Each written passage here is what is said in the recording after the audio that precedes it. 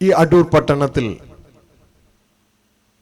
വാത്സല്യ ജനങ്ങൾ, അപ്പോൾ തന്നെ ഈ ശബ്ദ കാഴ്ചപരിധിയിൽ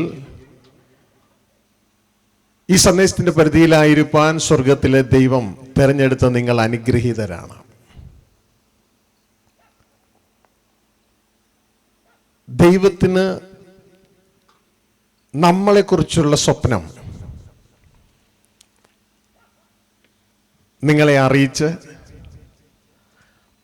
അതിൽ എങ്ങനെ നമുക്ക് ജയകരമായി പങ്കാളികളായി ജയിക്കാം എന്നതിനെക്കുറിച്ചാണ് ഈ 3 ദിവസങ്ങൾ സ്വർഗത്തിലെ ദൈവം എന്നിലൂടെ, ക്രിസ്തുവിലുള്ള എന്നിലൂടെ നിങ്ങളോട് സംസാരിക്കാനായിട്ട് ആഗ്രഹിക്കുന്നത്.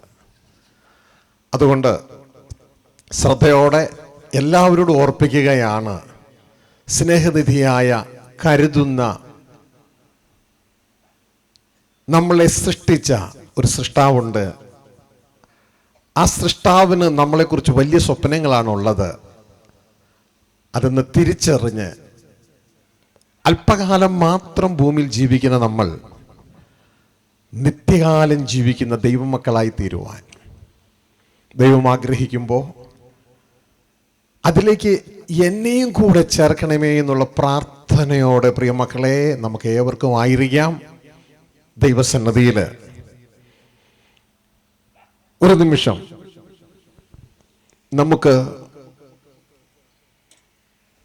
ദൈവസാന്നിധ്യത്തിന്റെ സമൃദ്ധിയിലിരുന്ന് കേൾക്കുവാൻ വേണ്ടി പ്രാർത്ഥിക്കാം. ദൈവത്തിന്റെ മക്കൾ എവിടെ കൂടുന്നു? ദൈവത്തിന്റെ വചനം ഇങ്ങനെയാണ്. യേശു കർത്താവ് ഇങ്ങനെയാ പറഞ്ഞ്, നിങ്ങൾ എൻ്റെ നാമത്തിൽ എവിടെ കൂടുന്നു അവരുടെ മധ്യ ഞാനുണ്ട്. ദൈവത്തിന്റെ ആത്മാവിന്റെ പുതപ്പ് അവിടെ മൂടുവാനിടയാകും. ദൈവമക്കളുടെ ഒരു പ്രത്യേകത എന്നാണെന്നറിയാമോ? അവർ പരിസരത്തെ മാറ്റുന്നവരാ. ദൈവത്തിന്റെ വചനം ഇങ്ങനെയാ പറയുന്നത്. കർത്താവ് യേശു ഇങ്ങനെ പറയുന്നു, എന്നിൽ വിശ്വസിക്കുന്നതിൻ്റെ ഉള്ളത്തിൽ നിന്ന് തിരുവെഴുത്ത് പറയുന്നത് പോലെ ജീവജലത്തിൻ്റെ നദികൾ ഒഴുകും. ദൈവാത്മാവിൻ്റെ നദിയെക്കുറിച്ചായി പറയുന്നത്, ദൈവത്തിൻ്റെ സ്പർശനത്തെക്കുറിച്ചാണ് പറയുന്നത്. അതുകൊണ്ട് ഈ ദുഷ്ടലോകത്തിൽ നമ്മളായിരിക്കുമ്പോൾ ആ പരിശുദ്ധാത്മാവിൻ്റെ പുതപ്പിൻ്റെ കീഴിലായിരിക്കാൻ വേണ്ടി നമുക്ക് പ്രാർത്ഥിക്കാം. എല്ലാവരും ഒന്ന് കണ്ണുകളടച്ച് ഹൃദയത്തിൻ്റെ ഉൾത്തളത്തിൽ നിന്ന് ദൈവത്തെങ്കിലേക്ക് നോക്കി ആ 2 കരങ്ങൾ സ്വർഗത്തിലേക്ക് ഉയർത്തിക്കൊണ്ട് നമുക്ക് പ്രാർത്ഥിക്കാം. ഞങ്ങളുടെ സ്വർഗസ്ഥ പിതാവേ, ക്രിസ്തു യേശു മുഖാന്തരം ഞങ്ങളെ സൃഷ്ടിച്ചു. നഷ്ടപ്പെട്ടു പോയ ഞങ്ങളെ ക്രിസ്തുവിലൂടെ തിരിച്ചെടുത്തു. ക്രിസ്തുവിൽ സൂക്ഷിച്ചു വളർത്തി അങ്ങയുടെ മാറോടണയ്ക്കുന്ന ആ വലിയ സ്നേഹത്തിനായി നന്ദി. ഈ ഗ്രൗണ്ടിലായിരിക്കുന്ന, ഈ ശബ്ദ കാഴ്ചപ്രതിയിലായിരിക്കുന്ന, ഇനിയും ഓൺലൈനിലൂടെ ഇത് ശ്രവിക്കാൻ പോകുന്ന എല്ലാ മക്കളെയും അങ്ങയുടെ കരങ്ങളിലേക്ക് ഏൽപ്പിക്കുന്നു. അങ്ങയുടെ ദിവ്യ ആത്മാവിനാൽ ഞങ്ങളെ മൂടണമേ.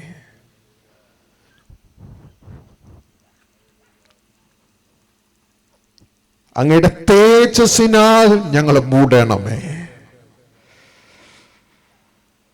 അങ്ങയുടെ ആത്മാവിന്റെ പുതപ്പിന്റെ കീഴിൽ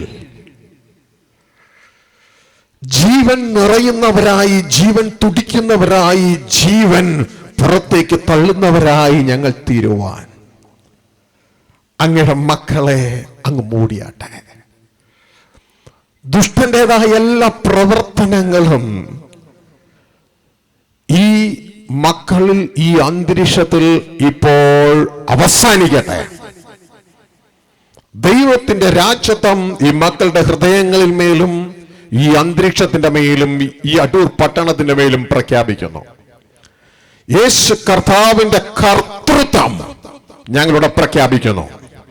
പരിശുദ്ധ ആത്മാവിന് പൂർണ്ണ സ്വാതന്ത്ര്യം ഞങ്ങളുടെ പ്രഖ്യാപിക്കുന്നു. ദൈവത്തിന്റെ ക്രിസ്തുവിലൂടെയുള്ള ഭരണം ഞങ്ങളുടെ പ്രഖ്യാപിക്കുന്നു.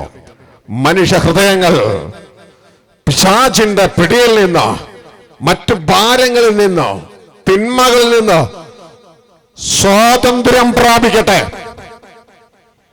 രോഗങ്ങൾ വിട്ടുമാറട്ടെ, വേദനകൾ വിട്ടുമാറട്ടെ. യേശുക്രിസ്തുവിന്റെ നാമത്തിൽ എല്ലാ കെട്ടുകളും അഴിയട്ടെ, ഭാരങ്ങൾ മാറിപ്പോകട്ടെ. ദൈവവചന കേൾവിക്കായി ഈ മക്കളുടെ ഹൃദയങ്ങൾ തുറക്കട്ടെ. പരിശുദ്ധാത്മാവിന്റെ പുതപ്പിന്റെ കീഴിൽ അജീവനോടെ ദൈവവചനം കേൾക്കാൻ ഞങ്ങളെ ഒരുക്കുന്നതിനായി നന്ദി. സ്വർഗീയ പിതാവേ, ക്രിസ്തുവിൽ ഞാൻ അങ്ങയുടെ അവയവമല്ലോ, ഇഷ്ടമുള്ള രീതിയിൽ ഉപയോഗിക്കാം. സർവമഹത്വം പിതാവേ അങ്ങേക്ക്, യേശു ക്രിസ്തുവിനും നാമത്തിൽ തന്നെ. ആമേൻ, ആമേൻ, ആമേൻ.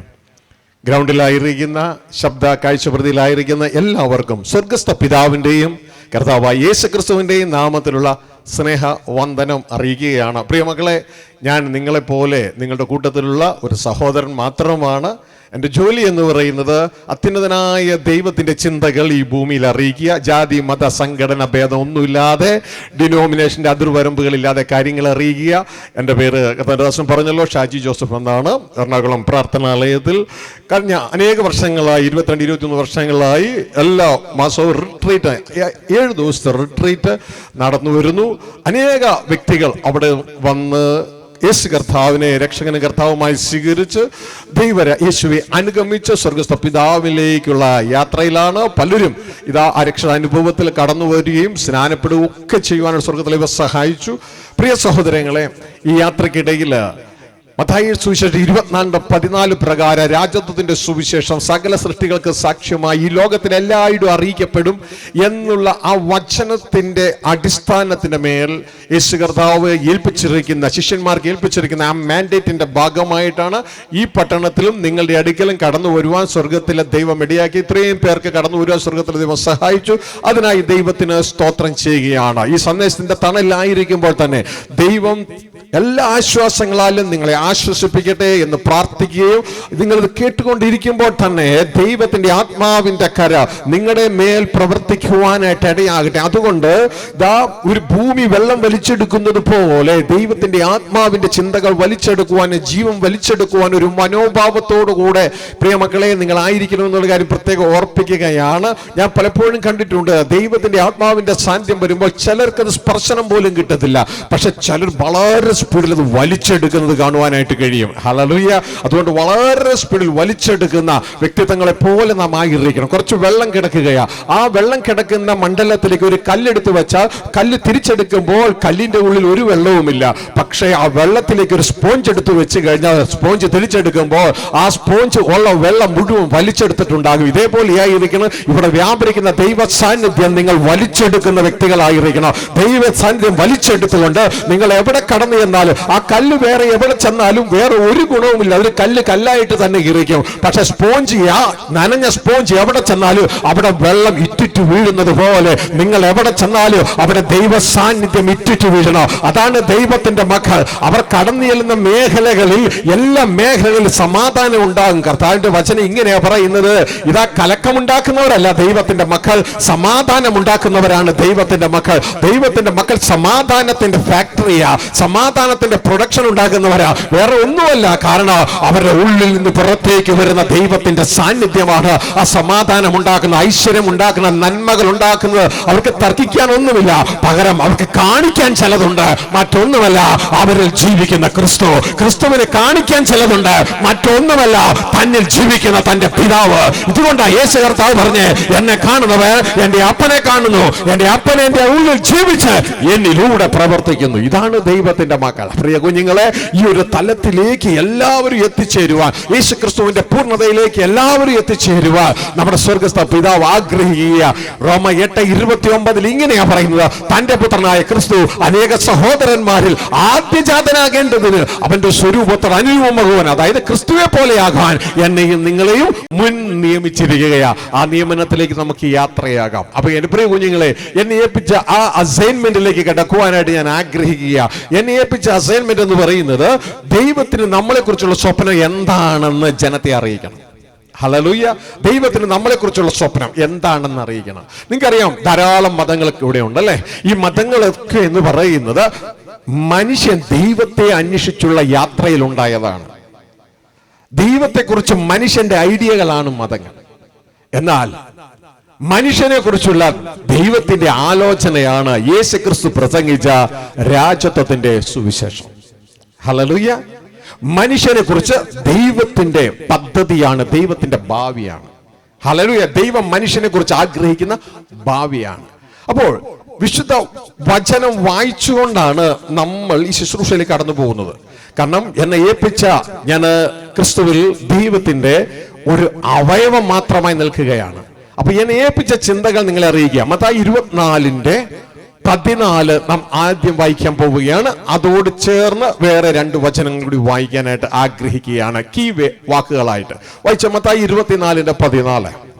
രാജ്യത്വത്തിന്റെ ഈ സുവിശേഷം സകല ജാതികൾക്കും സാക്ഷ്യമായി ഭൂലോകത്തിലൊക്കെയും പ്രസംഗിക്കപ്പെടും, അപ്പോൾ അവസാനം വരും. പ്രിയ സഹോദരങ്ങളെ, രാജ്യത്വത്തിന്റെ ഈ സുവിശേഷം, യേശു കർത്താവിന്റെ വാക്കുകളാണ്. രാജ്യത്വത്തിന്റെ ഈ സുവിശേഷം സകല രാഷ്ട്രങ്ങൾക്കും സാക്ഷ്യമായി ലോകത്തെല്ലായിടവും അറിയിക്കും.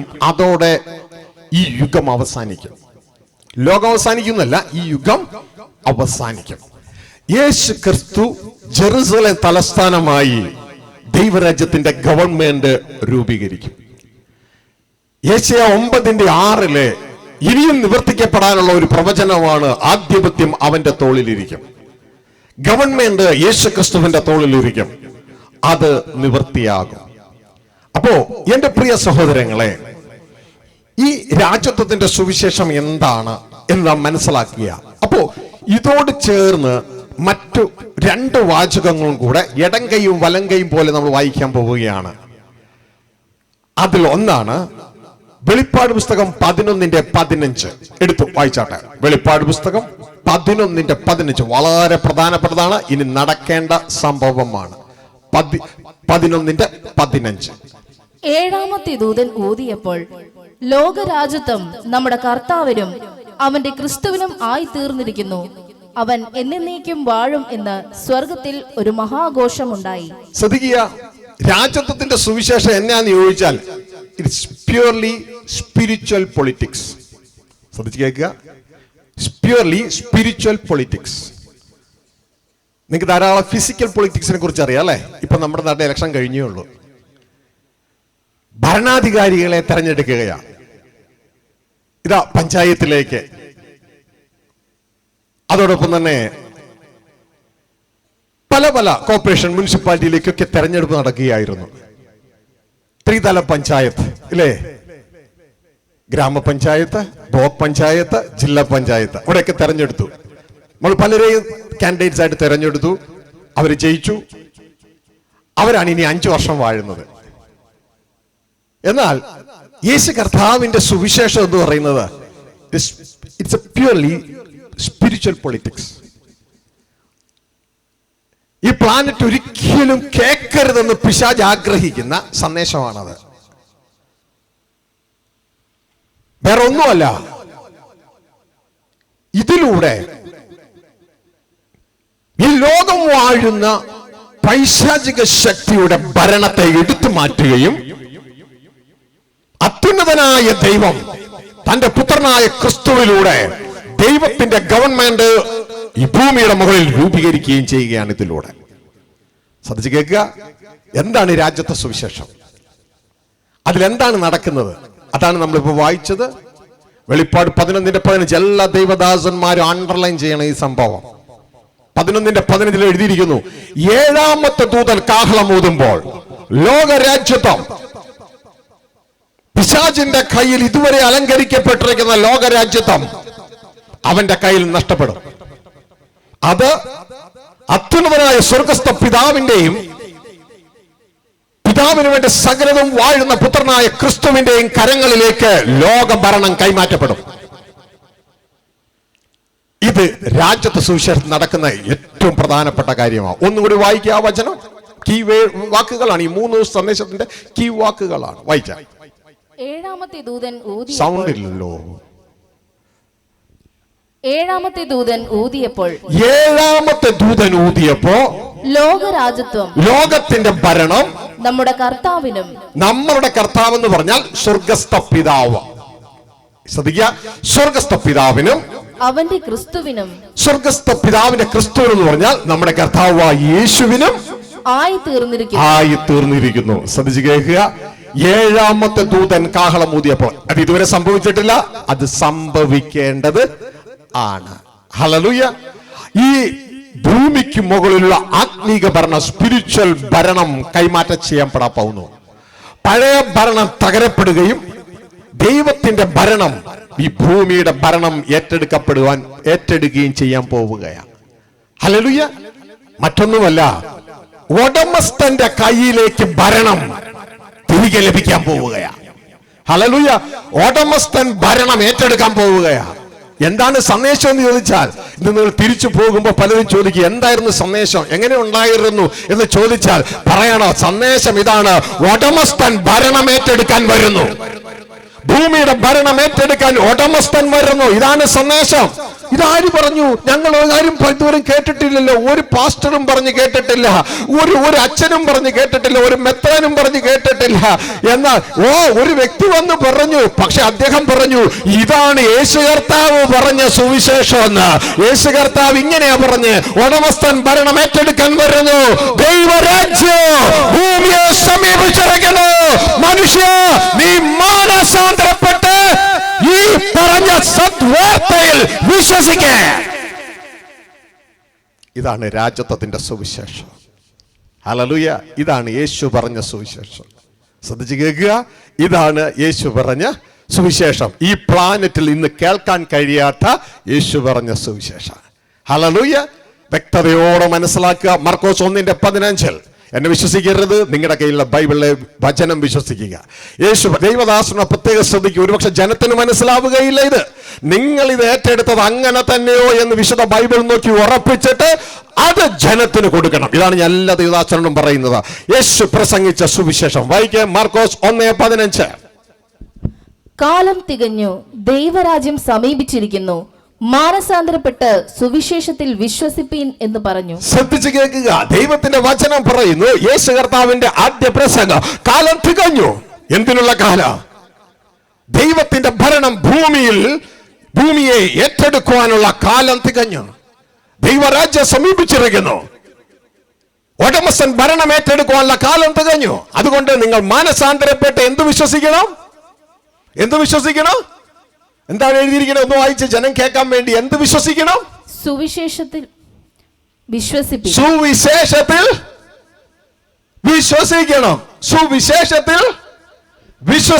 ഈ സുവിശേഷമാണ് മുങ്ങിപ്പോയ സുവിശേഷം. എന്ത് സുവിശേഷം?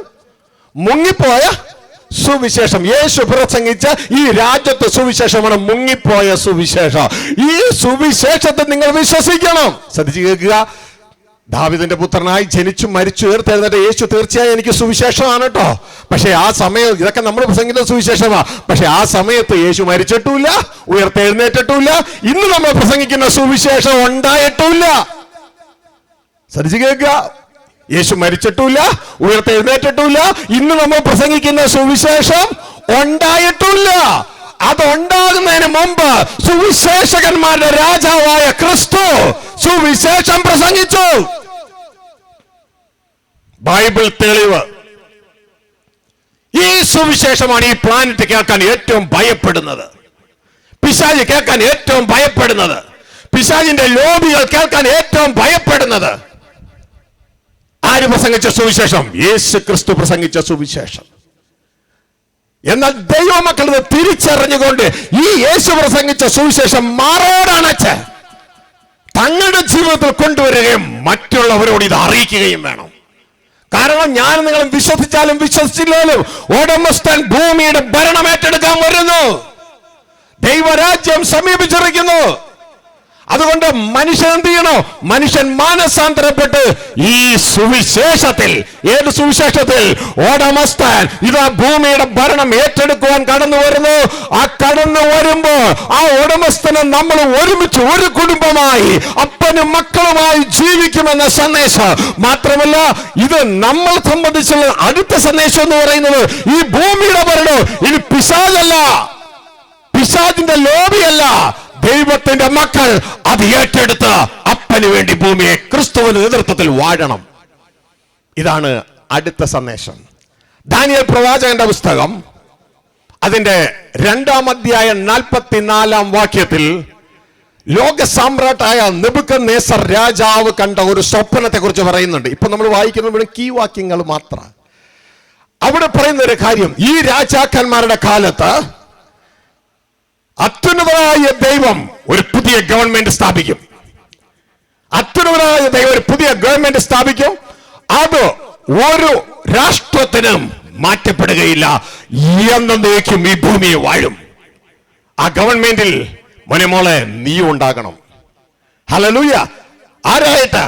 രാജാക്കന്മാരായി, ഭരണാധിപന്മാരായി. It's a spiritual political matter.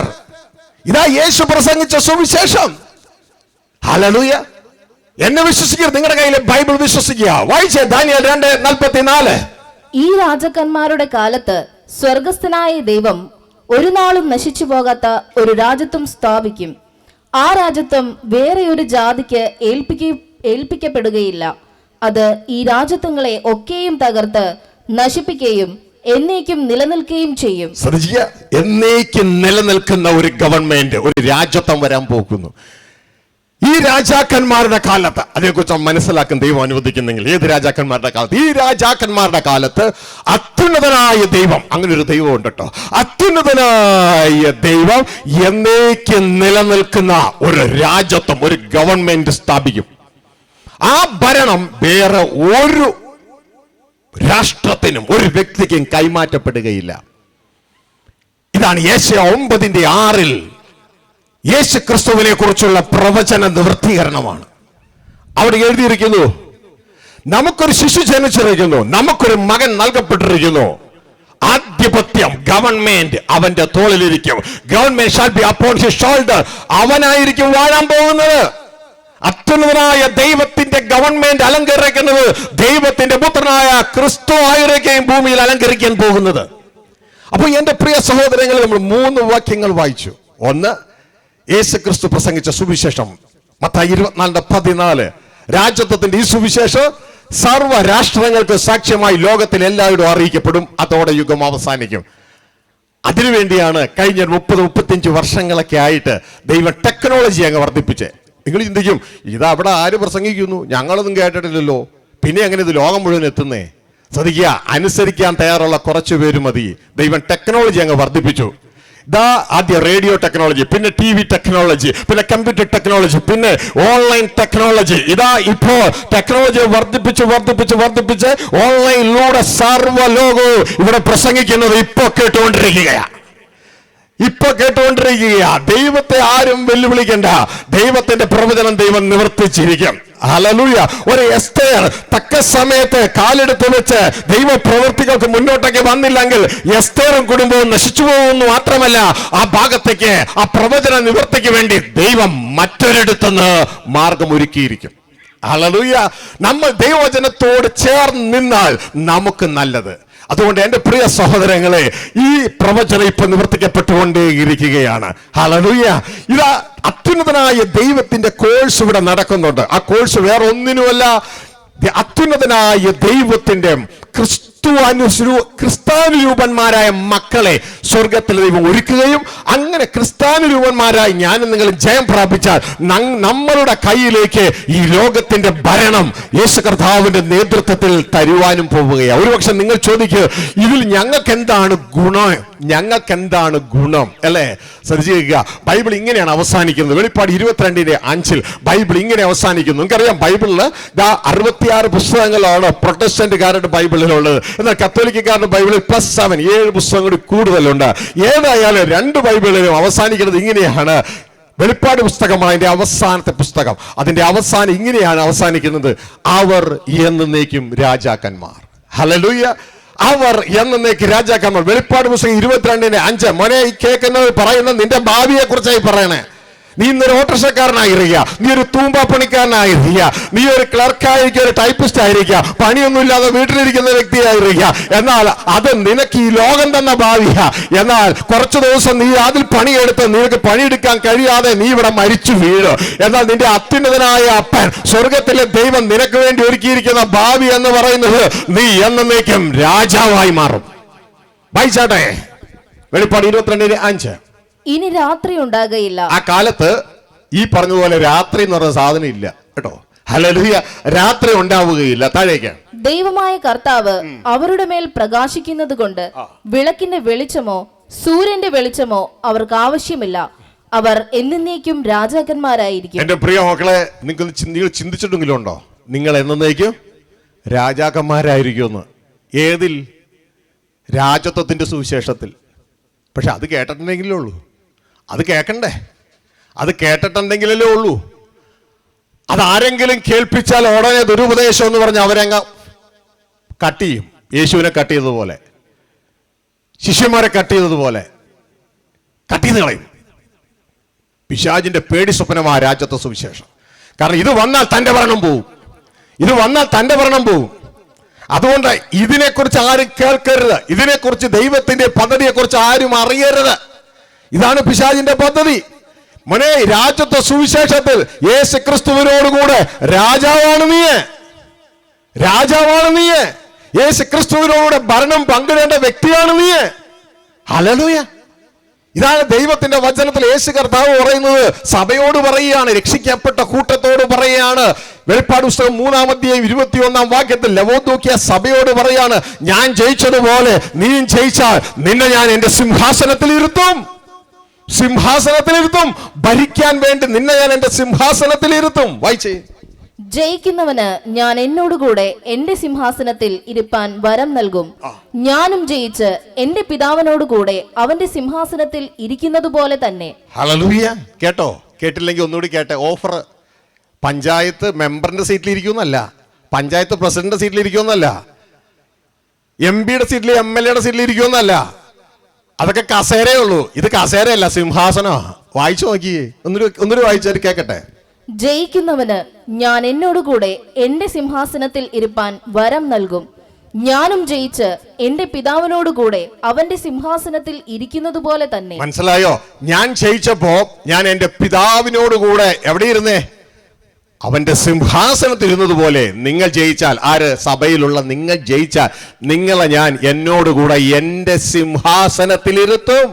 താല്പര്യമുണ്ടോ മക്കളെ? താല്പര്യമുണ്ടോ? ഈ വചന സത്യമാണെന്ന് വിശ്വസിക്കുന്നുണ്ടോ? യേശു നേരിട്ട് പറയണതാ ഇതൊക്കെ. യേശു സഭയോട് നേരിട്ട് പ്രസംഗിക്കുന്നതാണ്. ഹല്ലേലൂയ. ഒന്ന് കരം കൊടുത്ത് കർത്താവിന് ഒന്ന് സ്തോത്രം ചെയ്തേ. ഒന്ന് സ്തോത്രം ചെയ്തേ. ഹല്ലേലൂയ. നമ്മളെ കുറിച്ചുള്ള ഭാവി കേട്ടോ. നമ്മളെക്കുറിച്ച് ലോകം ഒരുക്കുന്ന ഭാവി എന്ന് പറയുന്നത് ഏതാനും ദിവസം ഇതാ ഒരു ഇൻഷുറൻസ് ഉണ്ടെന്നുണ്ടെങ്കിൽ ആ ഇൻഷുറൻസുകാരെ പുച്ഛിക്കൊന്നുമില്ല കേട്ടോ. ഇൻഷുറൻസ് ഉണ്ടെങ്കിൽ അവർ പറയുന്നത് ലൈഫ് ഇൻഷുറൻസ് ആണ്. എവിടെയെങ്കിലും ഒരു ലൈഫ് ഇൻഷുറൻസ് നിങ്ങൾക്ക് കാണിച്ചു തരാമോ? അന്വേഷിച്ച് അത് ക്ലോസും വായിച്ചു നോക്കുമ്പോൾ അവസാനം കാണണേ നീ മരിച്ചാൽ വല്ലതും തരാമെന്ന്. എന്നാൽ യഥാർത്ഥ ലൈഫ് ഇൻഷുറൻസ് എന്ന് പറയുന്നത് ലൈഫ് പോയാൽ ലൈഫ് തരുന്നതാ. ലൈഫ് പോയാൽ ലൈഫ് തരുന്നതാ. ഇതാണ് സ്വർഗസ്ഥ പിതാവിന്റെ യേശു ക്രിസ്തുവിലൂടെ ഇൻഷുറൻസ്. ഇതാണ് സ്വർഗത്തിലെ അപ്പൻ നമ്മളോട് പറയുന്നത്, നിനക്ക് ജീവനില്ല, ഞാൻ എന്റെ പുത്രനെ ജീവനുമായിട്ട് നിന്റെ അടുക്കൽ അയച്ചിട്ടുണ്ട്. പുത്രനുണ്ടോ നിനക്ക് ജീവനുണ്ട്, പുത്രനില്ലയോ നിനക്ക് ജീവനില്ല. ആ പുത്രനെ നമ്മുടെ ജീവിതത്തിലേക്ക് സ്വീകരിക്കുമ്പോൾ മരണത്തിൻ്റെതായ എല്ലാ ഭാഗങ്ങളും പിടിച്ച് അടക്കി നമ്മളെ കൊല്ലുന്ന തലത്തിൽ ഇതാ പുത്രനിലൂടെ നാം ജീവൻ പ്രാപിച്ച് നമ്മുടെ ഉൾത്തലത്തിൽ ജീവൻ വർദ്ധിച്ചു വരുവാനിടയാകും. ഇതുകൊണ്ടാണ് വിശുദ്ധ പൗലോസ് പറഞ്ഞ്, ഞങ്ങളുടെ പുറം മരണത്തിന്റെ കീഴിലാണെങ്കിലും അകം മരണത്തിന്റെ കീഴിലല്ല. ഞങ്ങളുടെ പുറത്തെ മനുഷ്യൻ നാക്കുനാൾ ചത്തുകൊണ്ടിരിക്കുക, മരിച്ചുകൊണ്ടിരിക്കുക, ദ്രവിച്ചുകൊണ്ടിരിക്കുക. എന്നാൽ യേശു ക്രിസ്തുവിലൂടെ സ്വർഗസ്ഥ പിതാവിന്റെ ജീവൻ ഞങ്ങളുടെ ഉള്ളിൽ വന്നിട്ടുണ്ട്. അകത്തെ മനുഷ്യൻ നാക്കുനാൾ ജീവനിൽ നിന്ന് ജീവനിലേക്ക് കയറുക. എന്റെ മക്കളെ, ഇതൊക്കെ ഒന്ന് തിരിച്ചറിയ. ഇവിടെ ഒരു മരണത്തിന്റെ സിസ്റ്റം പിശാച് എസ്റ്റാബ്ലിഷ് ചെയ്തിരിക്കുകയാണ്. എന്നാൽ ഇതിന്റെ ഉള്ളിൽ ദൈവരാജ്യത്വ സുവിശേഷത്തിൽ ദൈവം ജീവന്റെ ഒരു സിസ്റ്റം എസ്റ്റാബ്ലിഷ് ചെയ്തിട്ടുണ്ട്. ഒരു വിത്തിന്റെ പുറവും അകവും പോലെ വിത്തിന്റെ പുറം മരണത്താൽ പിടിക്കപ്പെട്ടുകൊണ്ടിരിക്കുക. എന്നാൽ ദൈവം വിത്തിന്റെ അകത്ത് ജീവൻ വെച്ചിട്ടുണ്ട്. ആ വിത്തൊന്ന് വീണ് തകർന്നാൽ ആ ജീവൻ അകത്തുനിന്ന് പുറത്തേക്ക് വരൂ, ഒരു വൃക്ഷമായി പുറത്തേക്ക് വരൂ. അത് അനേക വൃക്ഷങ്ങൾ എന്നതുപോലെ അത് പടർന്നു പിടിക്കും. ഇതേപോലെയാണ് വീണ്ടും ജനിച്ച നീ. ഹല്ലേലൂയ. ഈ ഒരു തിരിച്ചറിവുണ്ടാകണം. എന്നിട്ട് ലോക സിസ്റ്റത്തിലല്ല നമ്മൾ ജീവിക്കേണ്ടത്, ദൈവ സിസ്റ്റത്തിൽ ജീവിക്കണം. അടുത്ത രാജാവാ നീ.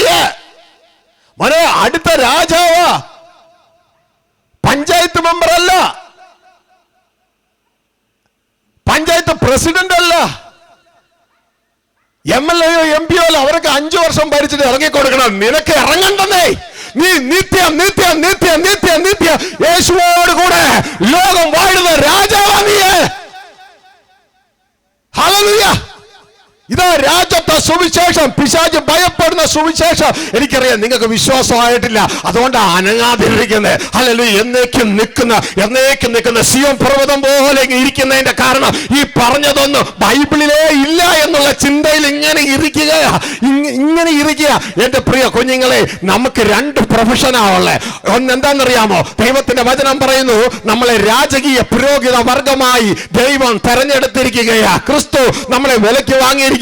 നമുക്ക് ആകപ്പാട് അറിയാവുന്നു പുരോഹിതന്റെ പാർട്ട് മാത്രമേ അറിയാവുള്ളൂ, രാജാവിന്റെ പാർട്ട് അറിയത്തില്ല. കാരണം ആ സുവിശേഷം മുക്കി. ഹല്ലേലൂയ. നിങ്ങൾ തിരിച്ചറിയണോ? ഇത് മനസ്സിലാക്കിയിട്ട് ദൈവത്തിന്റെ വചനോ നിങ്ങളോട് പറയുന്ന സന്ദേശം എന്താണെന്നറിയാമോ? നിന്റെ വിളിയും അതിലേക്കുള്ള തെരഞ്ഞെടുപ്പ് നീ ഉറപ്പാക്കണം. ദൈവദാസനെ, ദൈവദാസിയെ, ദൈവത്തിന്റെ മക്കളെ, ദൈവം നിന്നെ വിളിച്ചത് ഭൂമിയിൽ അവസാനിക്കാനല്ല. ദൈവത്തിന്റെ വചനം പറയുന്നു, സ്വർഗീയ വിളിക്ക് ഓഹരിക്കാരാ നീ. ഭൂമിയിൽ ജീവിക്കുന്ന എന്നെയും നിങ്ങളെയും എല്ലാം സ്വർഗത്തിലെ ദൈവം ഇതാ സ്വർഗത്തിലേക്ക് വിളിച്ചിരിക്കുക, ഭരണതലത്തിലേക്ക് വിളിച്ചിരിക്കുക, ഉന്നത തലത്തിലേക്ക് വിളിച്ചിരിക്കുക. ഇനിയോ ഭൂമിയിലെ സിസ്റ്റത്തിൽ കിടന്ന് ഉരുളാതെ ദൈവത്തിന്റെ സിസ്റ്റത്തിലേക്ക് മാറ്, സോഴ്സിലേക്ക് മാറ്. റിസോഴ്സിൽ കിടന്ന് ഉരുളാതെ സോഴ്സിലേക്ക് മാറ്. ഹല്ലേലൂയ. എബ്രായ ലേഖനം 3:1 ദൈവത്തിന്റെ വചനം ഇതാ പറയുന്നത്. ശ്രദ്ധിച്ച് കേൾക്കണേ. നിന്റെ ഭാവി ഇതാ കുറച്ച് നാളുകൾക്ക് മുമ്പ് ഞാനിവിടെ ഇല്ലായിരുന്നു, അല്ലേ? 1925 എന്ന വർഷം നമ്മൾ നല്ലൊരു പങ്ക് ഇവിടെ ഇല്ല, അല്ലേ? ശരിയല്ലേ? ഹല്ലേലൂയ. 100 വയസ്സിന് മുകളിലുള്ള ആരെങ്കിലും ഇവിടെ ഉണ്ടോ? ഇല്ല. അപ്പൊ 1925 നമ്മൾ ആരും ഇവിടെ ഇല്ല. ഇത് നിങ്ങൾ ശ്രദ്ധിച്ചു കഴിഞ്ഞാൽ ഇത് കേൾക്കാം. ഇതാ 2000 അല്ലെങ്കിൽ 2100 ഈ ഒരു വർഷം ഉണ്ടെങ്കിൽ നമ്മൾ ആരും ഇവിടെ ഇല്ല. എല്ലാവരും ഇവിടുന്ന് മരണം അടിച്ചു കളഞ്ഞു.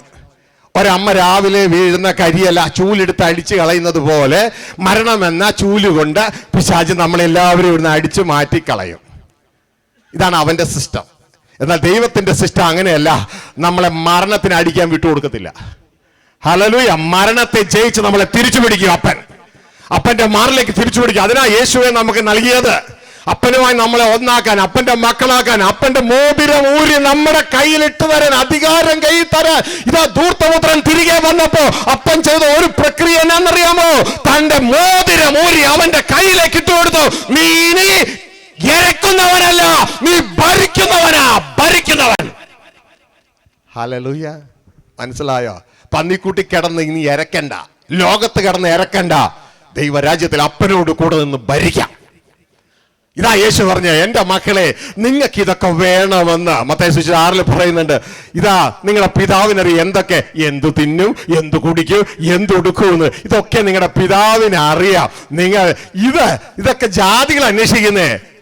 നിങ്ങൾ നിങ്ങളുടെ മുമ്പേ അപ്പന്റെ രാജ്യത്വം അന്വേഷിക്കുക, അപ്പനോടുകൂടെ ജീവിക്കുന്ന അന്വേഷിക്കുക. അതോടുകൂടി ഇതെല്ലാം ചേർത്ത് നൽകപ്പെടും. എൻ്റെ പ്രിയ സഹോദരങ്ങളെ, ഹല്ലേലൂയ. ഞാനിതിൻ്റെ അനുഭവസ്ഥൻ. ഇത് ആരെങ്കിലും ദാരിദ്ര്യത്തിൻ്റെയും മറ്റ് കഥകളും പറഞ്ഞ് നടക്കുകയാണെങ്കിൽ നിങ്ങൾ ചിന്തിച്ചോ, ഞാനും പണ്ട് അങ്ങനത്തെ ഒരാളായിരുന്നു. കൈനീട്ട് നടന്നൊരു വ്യക്തിയായിരുന്നു. അമ്മയുടെ താലിമാല പണയം വെച്ച ഒരു ദരിദ്ര വീട്ടിൽ ജനിച്ച എന്നെ പഠിക്കാൻ അയച്ചത്. മഴ പെയ്ത വെള്ളം കയറുന്ന ഒരു വീട്, പട്ടിക ദ്രവിച്ച ഒരു വീട്, ആ വീട്ടിൽ നിന്ന് എന്നെ പഠിക്കാൻ അയച്ച്. എന്നാൽ ഇതാ മറ്റൊരു ജാതിയിൽപ്പെട്ട ഒരു സുരേഷ് എന്ന് പറയുന്ന ഒരു വ്യക്തിയുടെ അടുക്കൽ ട്യൂഷൻ പഠിക്കാൻ പോയപ്പോൾ അദ്ദേഹം എന്നോട് ചോദിച്ചൊരു ചോദ്യം, നിങ്ങൾ ക്രിസ്ത്യാനികൾ എന്ന് പറഞ്ഞിട്ട് എന്തുകൊണ്ടാണ് ക്രിസ്തുവെ അനുസരിക്കാത്തതെന്ന്. സത്യമാട്ടോ. ഹല്ലേലൂയ. മറ്റൊരു ജാതിക്കാരൻ എന്നോട് ചോദിക്കുകയാണ്, നിങ്ങൾ ക്രിസ്ത്യാനികൾ എന്ന് പറഞ്ഞിട്ട് എന്തുകൊണ്ടാണ് ക്രിസ്തുവെ അനുസരിക്കാത്തതെന്ന്. ഞാൻ അനുസരിക്കുന്നുണ്ടെന്ന് പറഞ്ഞപ്പോൾ അദ്ദേഹത്തിന്റെ വീട്ടിന്റെ വരാന്തയിലെ ട്യൂഷൻ അകത്തുനിന്ന് ബൈബിൾ എടുത്തുകൊണ്ടെന്ന് പറഞ്ഞ് ചില ഭാഗങ്ങൾ വായിക്കാൻ പറഞ്ഞു. അപ്പോഴേ എനിക്ക് മനസ്സിലായ ക്രിസ്ത്യാനികൾ എന്ന് പേര് മാത്രമേ ഉള്ളൂ, ക്രിസ്തു പറഞ്ഞത് അനുസരിക്കാറില്ലെന്ന്. തുടർന്ന് വിശുദ്ധ ബൈബിളിലൂടെ ക്രിസ്തു പറഞ്ഞ സന്ദേശം തിരിച്ചറിയുക, അതിൽ നിന്ന് എൻറോൾ ചെയ്യാനായിട്ട് ഇടയായപ്പോൾ ഞാൻ മനസ്സിലാക്കിയ ഒരു കാര്യം, ക്രിസ്തു പറഞ്ഞ സന്ദേശം ക്രിസ്തീയ ഗോളത്തിലില്ല. തിരിച്ചറിയാനിടയായ സംഭവം ഇതാണ് രാജത്വത്തിന്റെ സുവിശേഷം. ഈ സുവിശേഷത്തിൽ നീ ബെഗറല്ല, നീ കൈനീട്ടുന്നവനല്ല, നീ രാജാവാ. നീ ദൈവത്തിന്റെ മകനാ, നീ രാജാവാ. ഈ ഒരു തിരിച്ചറിവ് നിനക്കുണ്ടാകണം. ഇതുകൊണ്ടാണ് ബൈബിൾ ഇങ്ങനെ അവസാനിക്കുന്നത്, ജയിക്കുന്നവൻ ദൈവത്തിന്റെ മകൻ, അടുത്ത അധ്യായം പറയുന്നു, അവർ എന്നേക്കും രാജാക്കന്മാർ. ഈ ഒരു സത്യം തിരിച്ചറിയുമ്പോൾ സത്യം നിന്നെ സ്വതന്ത്രമാക്കണം. എന്റെ മക്കളെ, സത്യം തിരിച്ചറിയുമ്പോൾ സത്യം നിന്നെ സ്വതന്ത്രമാക്കണം. ഹല്ലേലൂയ. അതായത് ഇതൊരു ജാതിയ കൂട്ടായ്മയല്ല. യേശു ക്രിസ്തു ഇവിടെ വന്നത് ഒരു ജാതി ഉണ്ടാക്കാനല്ല. ഇവിടെ ജാതികളുടെ എണ്ണം കുറവാണ്, അതുകൊണ്ട് ഞാൻ പുതിയൊരു ജാതി ഉണ്ടാക്കും. No no no no, Bible ഒരിക്കലും അങ്ങനെ പറഞ്ഞിട്ടില്ല. യേശു ക്രിസ്തു ഇവിടെ വന്നത് ഒരു മാർഗം പറഞ്ഞു തരാനാ. ഏത് മാർഗം എന്നറിയാമോ? നിന്നെയും എന്നെയും ഉണ്ടാക്കിയ ഇതാ ഒരു അപ്പൻ അവിടെ കാത്തിരിക്കുന്നുണ്ട്. ആ അപ്പൻ നിന്നെ സ്നേഹിക്കുന്നു. ആ അപ്പന്റെ അടുക്കലേക്ക് നിന്നെ വിളിച്ചുകൊണ്ട് പോകാനായി എന്നെ അയച്ചത്. നിന്റെ എല്ലാ കുടുക്കയിൽ നിന്ന് നിന്നെ അഴിച്ചു മാറ്റി നിന്നെയും കൊണ്ട് എനിക്ക് അപ്പന്റെ അടുക്കൽ പോണോ? ഹല്ലേലൂയ. ഈ സന്ദേശം കേട്ടിട്ടുണ്ടോ? എന്തിനാ കാൽവരി ക്രൂശിൽ മരിച്ചത്? വിശുദ്ധ ബൈബിൾ എന്നാ പറയണെന്നറിയാമോ? ശ്രദ്ധിച്ച് കേൾക്കുക, എന്നെ വിശ്വസിക്കരുത്. സാധാരണ ഒരു ദൈവദാസനും അങ്ങനെ പറയാറില്ല അല്ലേ? എല്ലാവരും പറഞ്ഞ എന്നെ വിശ്വസിക്കാനല്ലേ. ഞാൻ പറഞ്ഞ എന്നെ വിശ്വസിക്കരുത്, നിങ്ങളുടെ കയ്യിലെ ബൈബിൾ വിശ്വസിക്കണം. എന്നിട്ട് അതില് വെളിപ്പാട് പുസ്തകം അതിന്റെ 5-ാം അധ്യായം 9-10 വാക്യത്തിൽ പറയുന്നു, യേശു എന്തിനാണ് തൻ്റെ രക്തം കൊടുത്ത്, കാൽവരി ക്രൂശിലെ യാഗത്തിലെ രക്തം കൊടുത്ത് നമ്മളെ വിലയ്ക്ക് വാങ്ങിയത്? വളരെ വ്യക്തമായി പറയുന്നു, തൻ്റെ അപ്പന് വേണ്ടിയാണ്. തൻ്റെ അപ്പന് വേണ്ടിയാണെന്ന്. ഹല്ലേലൂയ. വായിച്ചാട്ടെ. പുസ്തകം വാങ്ങുവാനും അതിന്റെ മുദ്ര പൊട്ടിപ്പാനും നീ യോഗ്യൻ. നീ അറുക്കപ്പെട്ടു. നിന്റെ രക്തം കൊണ്ട് സർവ്വഗോത്രത്തിലും ഭാഷയിലും വംശത്തിലും ജാതിയിലും നിന്നുള്ളവരെ ദൈവത്തിനായി വിലയ്ക്ക് വാങ്ങി. കേട്ടോ, ദൈവത്തിനായി വിലയ്ക്ക് വാങ്ങി. നിങ്ങൾക്ക് ആർക്കെങ്കിലും ഇത് പരിചയം ഇല്ല എങ്കിൽ ശ്രദ്ധിച്ച് കേൾക്കുക. നിങ്ങൾ ഏതെങ്കിലും ഒരു മാർക്കറ്റിൽ പോവാണ്. അപ്പോൾ അടുത്ത വീട്ടിലെ സരസ്വതിയുടെ ഒരു ഫോണ്, മേരി ചേച്ചി എവിടെയാ മാർക്കറ്റിൽ, ഒരു ഉപകാരം ചെയ്യോ? എന്താ? അതെ, എനിക്ക് വീട്ടിൽ അപ്പനും അമ്മയൊക്കെ ഉള്ളത് കൊണ്ട് അങ്ങ് പോരാൻ പറ്റത്തില്ല, എനിക്ക് മാർക്കറ്റിൽ നിന്ന് ഒരു ഇന്ന സാധനം വാങ്ങിച്ചുകൊണ്ട് വരുമോ? ഉടനെ നിങ്ങൾ ആ മേരി ചേച്ചി നിങ്ങൾ ആ സഹോദരിക്ക് വേണ്ടി നിങ്ങൾ ആ സാധനം വിലയ്ക്ക് വാങ്ങി കൊടുക്കും അല്ലേ? നിങ്ങൾക്കൊരു എക്സാമ്പിൾ പറഞ്ഞു തന്നേ ഉള്ളൂ. ഇവിടെ യേശു ക്രിസ്തു പറയാണ്, ഇതാ തൻ്റെ രക്തം കൊണ്ട് റുപ്പിയും ദിനാറും ദിർഹവും ഡോളറും കൊണ്ടല്ല, തൻ്റെ രക്തം കൊണ്ട് സർവഗോത്രത്തിലും വംശത്തിലും ഭാഷയിൽ നിന്നുള്ളവരെ ആർക്കായി വിലയ്ക്ക് വാങ്ങി? ദൈവത്തിനായി വിലയ്ക്ക് വാങ്ങി. മനസ്സിലായോ? ആര്? ഈ പ്രസംഗിക്കുന്ന എന്നെയും ഇവിടെ ഇരിക്കുന്ന നിങ്ങൾ ഓരോരുത്തരെയും. ഹല്ലേലൂയ. മനസ്സിലാക്കിക്കോ പ്രിയ മോനെ മോളെ, നീ യേശുവിനെ അക്സെപ്റ്റ് ചെയ്താലും അക്സെപ്റ്റ് ചെയ്തില്ലേലും യേശു നിന്നെ ഓൾറെഡി വാങ്ങിക്കഴിഞ്ഞു. തൻ്റെ രക്തം കൊടുത്ത് വാങ്ങിക്കഴിഞ്ഞു. അതുകൊണ്ട് യേശു ക്രിസ്തുവിനെ രക്ഷകനും കർത്താവുമായി സ്വീകരിക്കാത്ത ആരെങ്കിലും ഈ ശബ്ദ കാഴ്ചപരിധിയിൽ ഉണ്ടെങ്കിൽ എൻ്റെ പ്രിയ മകനെ, പ്രിയ മകളെ, നിന്റെ ഭാവി സുരക്ഷിതമാക്കുക. നിനക്ക് ആ ജീവൻ കടന്നു വരുവാനായിട്ട് ആ യേശുവിനെ നിന്റെ കർത്താവ് രക്ഷിതാവുമായി സ്വീകരിപ്പാൻ ഹൃദയം കൊണ്ട് ഈ സമയം യേശുവേ, ഞങ്ങൾ ദൈവത്തിന്റെ പുത്രനാണെന്ന്, മരിച്ചത് എൻ്റെ പാപങ്ങൾക്ക് വേണ്ടിയാണെന്ന് ഞാൻ വിശ്വസിക്കുന്നു. എൻ്റെ ഹൃദയത്തിലേക്ക് എൻ്റെ രാജാവായി, എൻ്റെ കർത്താവായി കടന്നു വരണമേ. നിത്യസ്വർഗത്തിലേക്ക് എന്നെ വഴി നടത്തണമേ. ഇന്നു മുതൽ ഞാൻ അങ്ങ് അനുസരിച്ചും അനുഗമിച്ചും ജീവിച്ചു കൊള്ളാമെന്ന് ഒരു തീരുമാനം എടുക്കുന്നുവെങ്കിൽ പ്രിയ സഹോദര, പ്രിയ സഹോദരി, നീ ഒരു അമ്പലത്തിലോ ഒരു പള്ളിയിലോ ഒരു മേഖലയിലോ ഇതാ നേർച്ചയും കഴിക്കേണ്ട, ഒന്നും കഴിക്കേണ്ട. സൗജന്യമായി സ്വർഗത്തിലെ ദൈവം നിന്നെയും എന്നെയും വിടുവിക്കുവാനുള്ള പദ്ധതി ചെയ്തു കഴിഞ്ഞു എന്നുള്ള തിരിച്ചറിവ് ഉണ്ടാകുക. എന്റെയും നിങ്ങളുടെ ഒരു പ്രവർത്തി നിമിത്തമല്ല, ദൈവ സ്നേഹം നിമിത്തമാ ദൈവം നമ്മളെ രക്ഷിച്ചത്. അതിനുവേണ്ടി ഞാനും നിങ്ങളും ഒന്നും ചെയ്യേണ്ട. തന്റെ പുത്രനായ ക്രിസ്തു നമുക്ക് വേണ്ടി, നമ്മുടെ പാപങ്ങൾക്ക് വേണ്ടി കാൽവരി ക്രൂശിൽ മരിച്ചു. തന്റെ രക്തത്താൽ നമ്മളെ വിലയ്ക്ക് വാങ്ങി കഴിഞ്ഞു. വാങ്ങാൻ പോവുകയല്ല, വാങ്ങി കഴിഞ്ഞു. ഹല്ലേലൂയ. ഈ ഒരു തിരിച്ചറിവ് നമുക്കുണ്ടാകണം. ഇനി അവസാനം എന്ത് ചെയ്യണം? വിലയ്ക്ക് വാങ്ങിയ നമ്മൾ, നിങ്ങൾക്കൊരു സാധനം വിലയ്ക്ക് വാങ്ങിയാൽ അത് പോക്കറ്റിലിട്ടുകൊണ്ട് പോകാം. പക്ഷെ നമ്മളെ വിലയ്ക്ക് വാങ്ങി നമ്മളെ പോക്കറ്റിലിട്ട് പോകാൻ പറ്റുമോ? കാരണം ദൈവം നമുക്ക് തന്നൊരു പ്രത്യേക പവറാണ് ഡിസിഷൻ പവർ, തീരുമാനമെടുക്കുവാനുള്ള പവർ. ഇവിടെയാണ് വീണ്ടും ജനനത്തിന്റെ പ്രസക്തി. മനസ്സിലായോ? ഈ ക്രിസ്തു മരിച്ചത്, യേശുവായി ഭൂമിയിൽ കടന്നു വന്ന് മരിച്ചത് എന്റെയും നിങ്ങളുടെ പാപത്തിന് വേണ്ടിയാണെന്നുള്ള സത്യം നാം തിരിച്ചറിയുമ്പോൾ, അത് നാം സ്വീകരിച്ചാൽ നമ്മളെ പോക്കറ്റിലിട്ടു, ക്രിസ്തു തന്നിലെടുത്തു, നാം ക്രിസ്തുവിലുള്ളവരായി. ഹല്ലേലൂയ. നമ്മളുടെ അംഗീകാരം അവിടെ ആവശ്യമാണ്. നമ്മളുടെ അംഗീകാരം ഇതാ, അങ്ങനെ നമ്മൾ ക്രിസ്തുവിലുള്ളവരായി. ഇനി അടുത്ത പ്രോസസ് എന്നാന്നറിയാമോ? ആർക്കു വേണ്ടി വിലയ്ക്ക് വാങ്ങിയേ? ആർക്കു വേണ്ടി വിലയ്ക്ക് വാങ്ങിയേ? ആ വചനം ഓർക്കുന്നുണ്ടോ? ഒന്നൊരു വായിച്ച്. പുസ്തകം വാങ്ങുവാനും അതിന്റെ മുദ്ര പൊട്ടിപ്പാനും നീ യോഗ്യൻ. നീ അറുക്കപ്പെട്ടു. നിന്റെ രക്തം കൊണ്ട് സർവഗോത്രത്തിലും ഭാഷയിലും വംശത്തിലും ജാതിയിൽ നിന്നുമുള്ളവരെ ദൈവത്തിനായി വിലക്ക് വാങ്ങി. ആർക്ക് വേണ്ടി വിലക്ക് വാങ്ങി? ദൈവത്തിനായി വിലക്ക് വാങ്ങി. അപ്പൊ ആർക്കൊണ്ട് കൊടുക്കണം? ഇനി ആർക്കൊണ്ട് കൊടുക്കണം? ദൈവത്തിനൂടെ കൊടുക്കണം. മനസ്സിലാവുന്നുണ്ടോ? ദൈവത്തിനൂടെ കൊടുക്കണം. അപ്പൊ ദൈവത്തിനൂടെ കൊടുക്കുമ്പോ ഈ പൊട്ടിയതിനെയും ചളങ്ങിയതിനും കൊണ്ട് കൊടുക്കാൻ പറ്റുമോ? സ്വർഗത്തെ വീണ്ടും നരകമാക്കുന്നതിനെ കൊണ്ട് കൊടുക്കാൻ പറ്റുമോ? അപ്പൊ ഇവരെന്ത് ചെയ്യണം? ശുദ്ധീകരിക്കണം. മനസ്സിലായോ? ഇതാ ബൈബിൾ പറയുന്നത്. ദൈവത്തിന്റെ ഇഷ്ടമോ നമ്മുടെ ശുദ്ധീകരണം തന്നെ. ഹല്ലേലൂയ. ശുദ്ധീകരണം. ഇതിൽ പിശാചൊട്ട് സമ്മതിക്കത്തു ഇല്ല. ഇത് അറിയാൻ, നമ്മൾ അറിയാൻ എങ്ങനെയാണ് അതിന്റെ പ്രോസസ്, ഇത് നമ്മൾ അറിയാൻ പിശാചൊട്ട് സമ്മതിക്കത്തു ഇല്ല. ഹല്ലേലൂയ. അതുകൊണ്ട് ഇന്ന് ശുദ്ധീകരണം നടക്കുന്നത് വളരെ വിരളമാണ്. മനുഷ്യൻ അഭിനയിക്കുകയാണ് ഞാനൊരു നല്ലവനാണെന്ന്. വെള്ള ഷർട്ടും വെള്ള ചുരിദാറും ഒക്കെ ഇട്ട് ഞാൻ നല്ലവനാണെന്ന് അഭിനയിക്കുക. ശുദ്ധീകരണം നടക്കുന്നില്ല. ഹല്ലേലൂയ. അവരെ തന്നെ അവർ ഡിസിപ്ലിൻ ചെയ്യുക. ശുദ്ധീകരണം നടക്കുന്നില്ല. ശുദ്ധീകരണം നടക്കുന്ന ഒരു ആത്മാവിന്റെ ശുദ്ധീകരണമാണ്. ആത്മാവിന്റെ ശുദ്ധീകരണം നടന്നാൽ പിന്നെ അഭിനയിക്കുക പോലും വേണ്ട. ഓട്ടോമാറ്റിക് ക്രിസ്തു നമ്മളുടെ അങ്ങ് വെളിപ്പെടും. ഹല്ലേലൂയ. പക്ഷെ അത് ജനങ്ങൾക്ക് അറിയത്തില്ല. അപ്പൊ എന്റെ പ്രിയ സഹോദരങ്ങളെ, ഇനി ഇതുങ്ങളെ ശുദ്ധീകരിച്ചെടുത്തിട്ട് ഇവരെ റെഡിയാക്കണമെങ്കിൽ പിശാചിനെ തോൽപ്പിക്കണം. ആര്? ഈ ശുദ്ധീകരിക്കപ്പെടുന്ന വ്യക്തികൾ പിശാചിനെ തോൽപ്പിക്കണം. അങ്ങനെ ഇവർ പിശാചിനെ തോൽപ്പിച്ച് സ്വന്തം രാജ്യക്കാരായി ജനം ദൈവരാജ്യക്കാരായി മാറും. ഹല്ലേലൂയ. സ്വന്തം രാജ്യക്കാരായി ജനം ദൈവരാജ്യക്കാരായി മാറും. നിങ്ങൾക്ക് മനസ്സിലാക്കാൻ ഇച്ചിരി പ്രയാസം എങ്കിലും ഞാൻ നിങ്ങളോട് സംസാരിക്കാൻ, നിങ്ങൾ ധ്യാനിച്ചോ. ഇപ്പൊ നമ്മൾ എന്തെങ്കിലും ചോദിച്ചാൽ നമ്മളോട് പറയത്തില്ലേ, അതെ എന്റെ ഇഷ്ടമോ, ഞാൻ അങ്ങനെ ചെയ്തു, ആരാ ചോദിക്കാൻ? അതാണ് സ്വന്തം രാജ്യക്കാരൻ. മനസ്സിലായ? ഹല്ലേലൂയ. അതാണ് ഒരാൾ, നിങ്ങളുടെ പേര് റാണി എന്നാണെങ്കിൽ നിങ്ങൾ റാണി രാജ്യക്കാരി, തോമസ് ആണെങ്കിൽ തോമസ് രാജ്യക്കാരൻ. ഹല്ലേലൂയ. ഇന്ത്യയുടെ ഇഷ്ടങ്ങളൊക്കെ ചെയ്യുന്നു, അത് ഇന്ത്യ രാജ്യം. പാകിസ്ഥാന്റെ ഇഷ്ടങ്ങളൊക്കെ ചെയ്യുന്നു, അത് പാകിസ്ഥാൻ രാജ്യം. യുഎസ്എയുടെ ഇഷ്ടങ്ങളൊക്കെ ചെയ്യുന്നു, അത് യുഎസ്എ രാജ്യം. ദൈവം തന്റെ ഇഷ്ടങ്ങളൊക്കെ ചെയ്യുന്നു, അത് ദൈവരാജ്യം.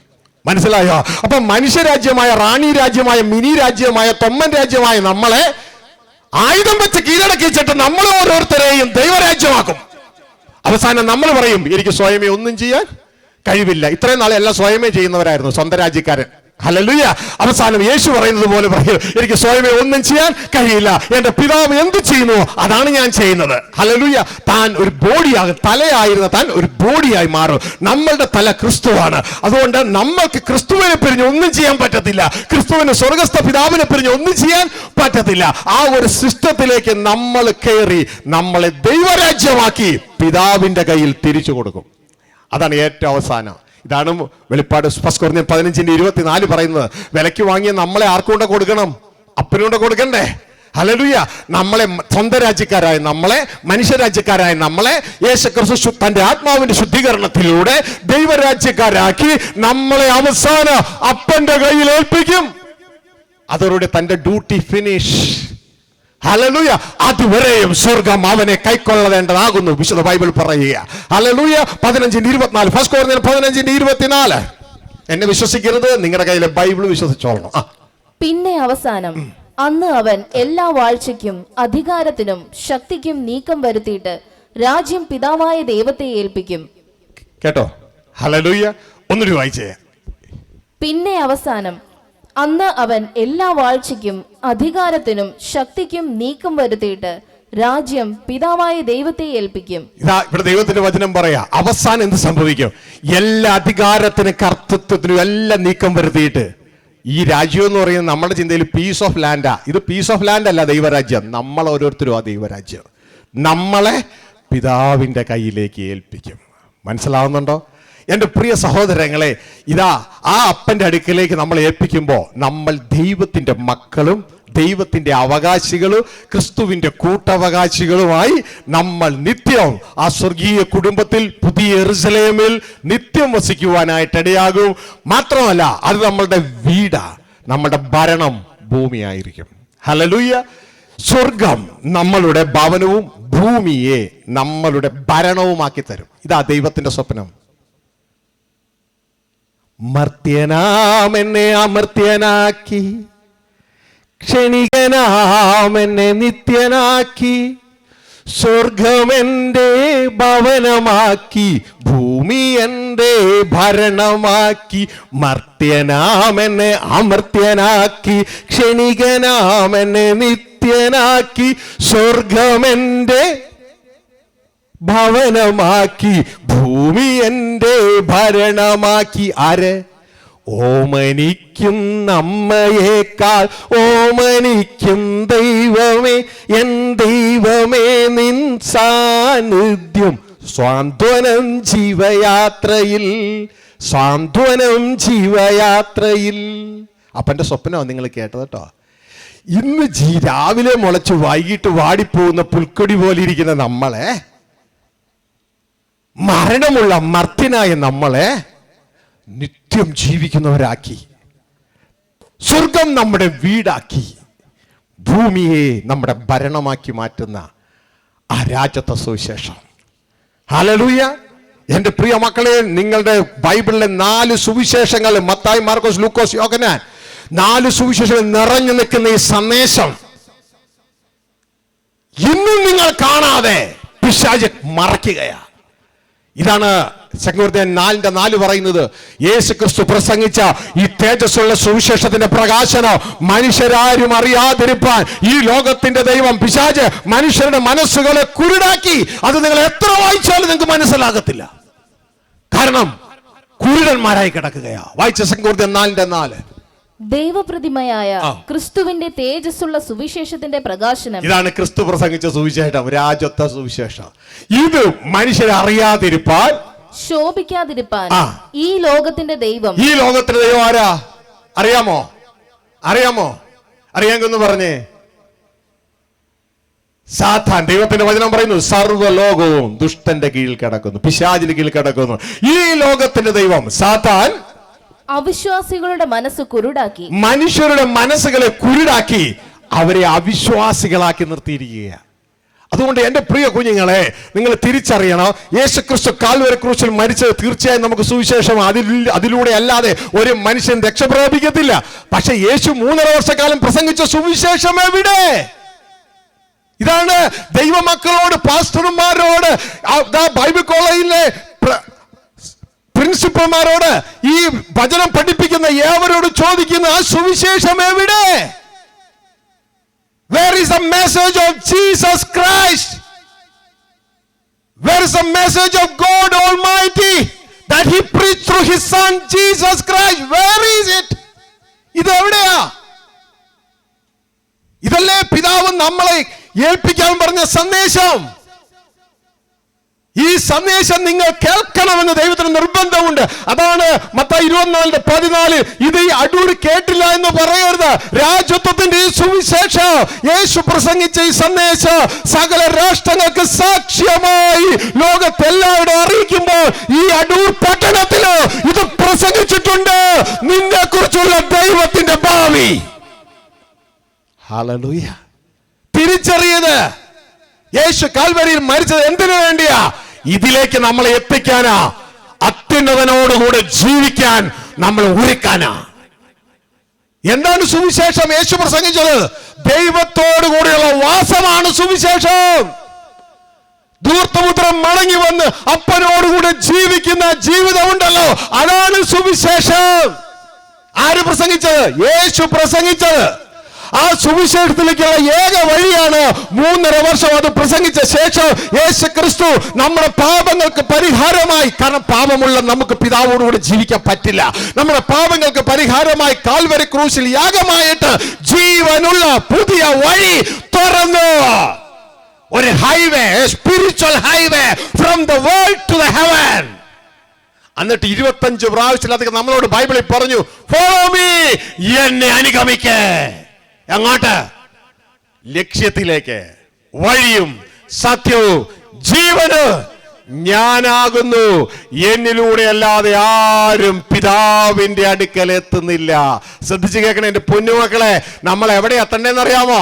ചർച്ചിലല്ല എത്തേണ്ടേ. ചർച്ച് അങ്ങോട്ടേക്ക് പോണേന്റെ വഴി ഇടയിലുള്ള ഇടത്താവളാ. ഹല്ലേലൂയ. എന്തിനാ? ഒരുക്കപ്പെടാൻ. ചർച്ചിലല്ല രക്ഷിക്കപ്പെടുന്നവരെ ദിനം പ്രതി സഭയോട് ചേർത്തോ.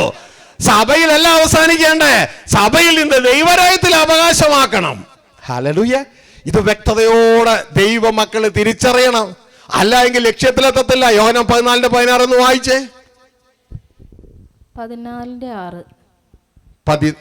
14:6 വായിച്ചു.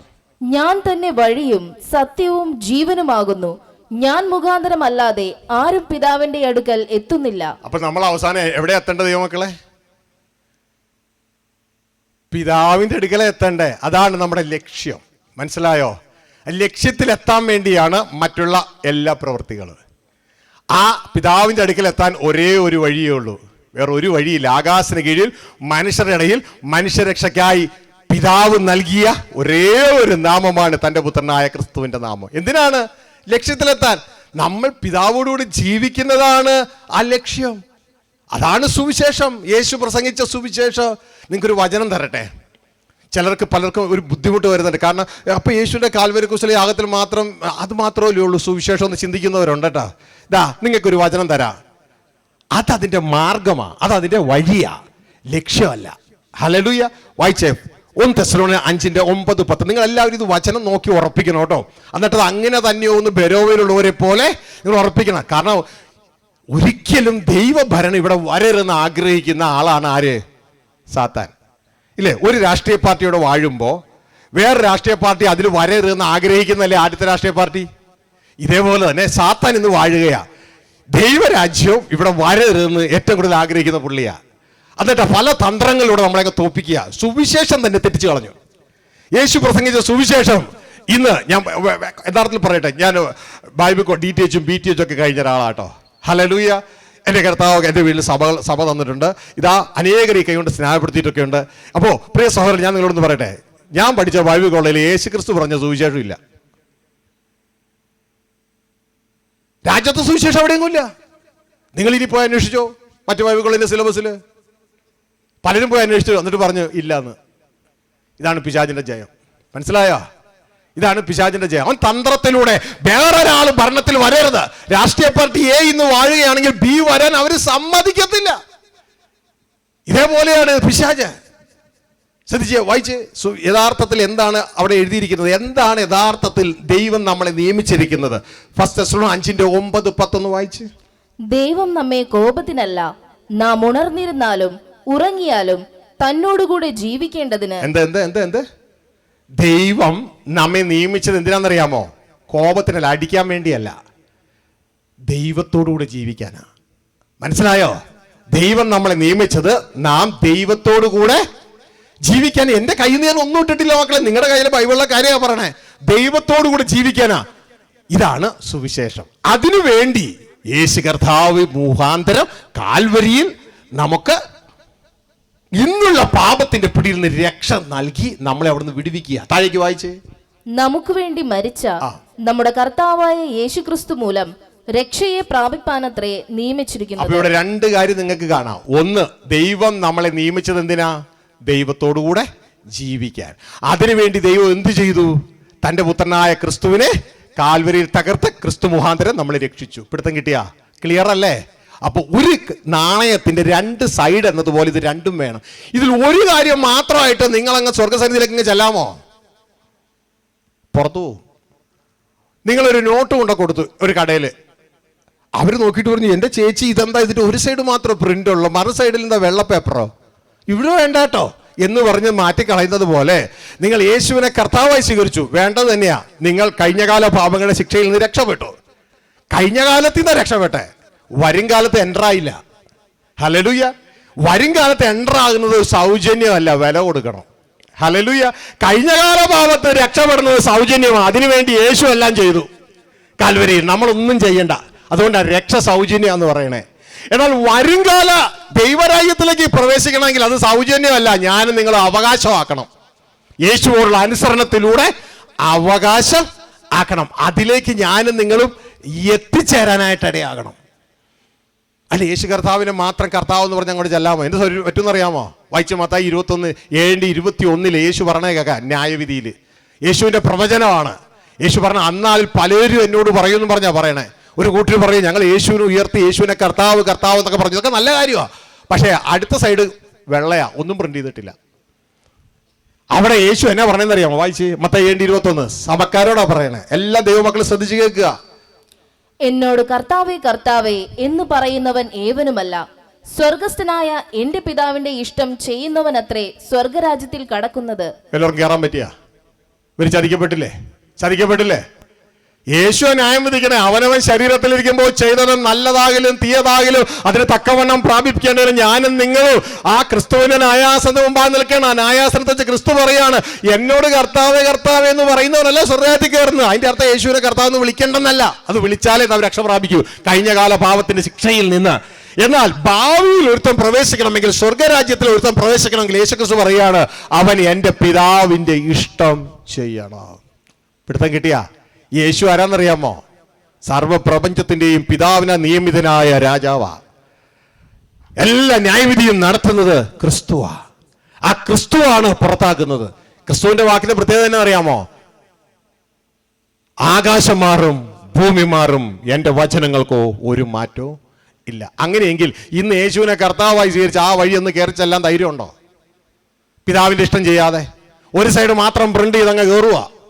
യേശു 3 വർഷം പ്രസംഗിച്ച സുവിശേഷ സന്ദേശമായ ദൈവ ഇഷ്ടം എവിടെ? എന്റെ പ്രിയ മക്കളെ, ഇതുവരെ പിശാച് ഇത് മുക്കിയെങ്കിൽ ഇനിയും മുക്കപ്പെടരുത്.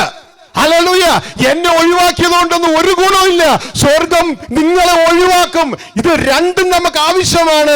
ദൈവ ഇഷ്ടം ചെയ്യണം, യേശുവെ കർത്താവായി സ്വീകരിക്കണം. അങ്ങനെ സ്വീകരിച്ചവർ ദൈവ ഇഷ്ടം ചെയ്യണം. ഒരു നോട്ടിന്റെ 2 സൈഡും പ്രിന്റ് ചെയ്തതുപോലെ ആയിത്തീരണം.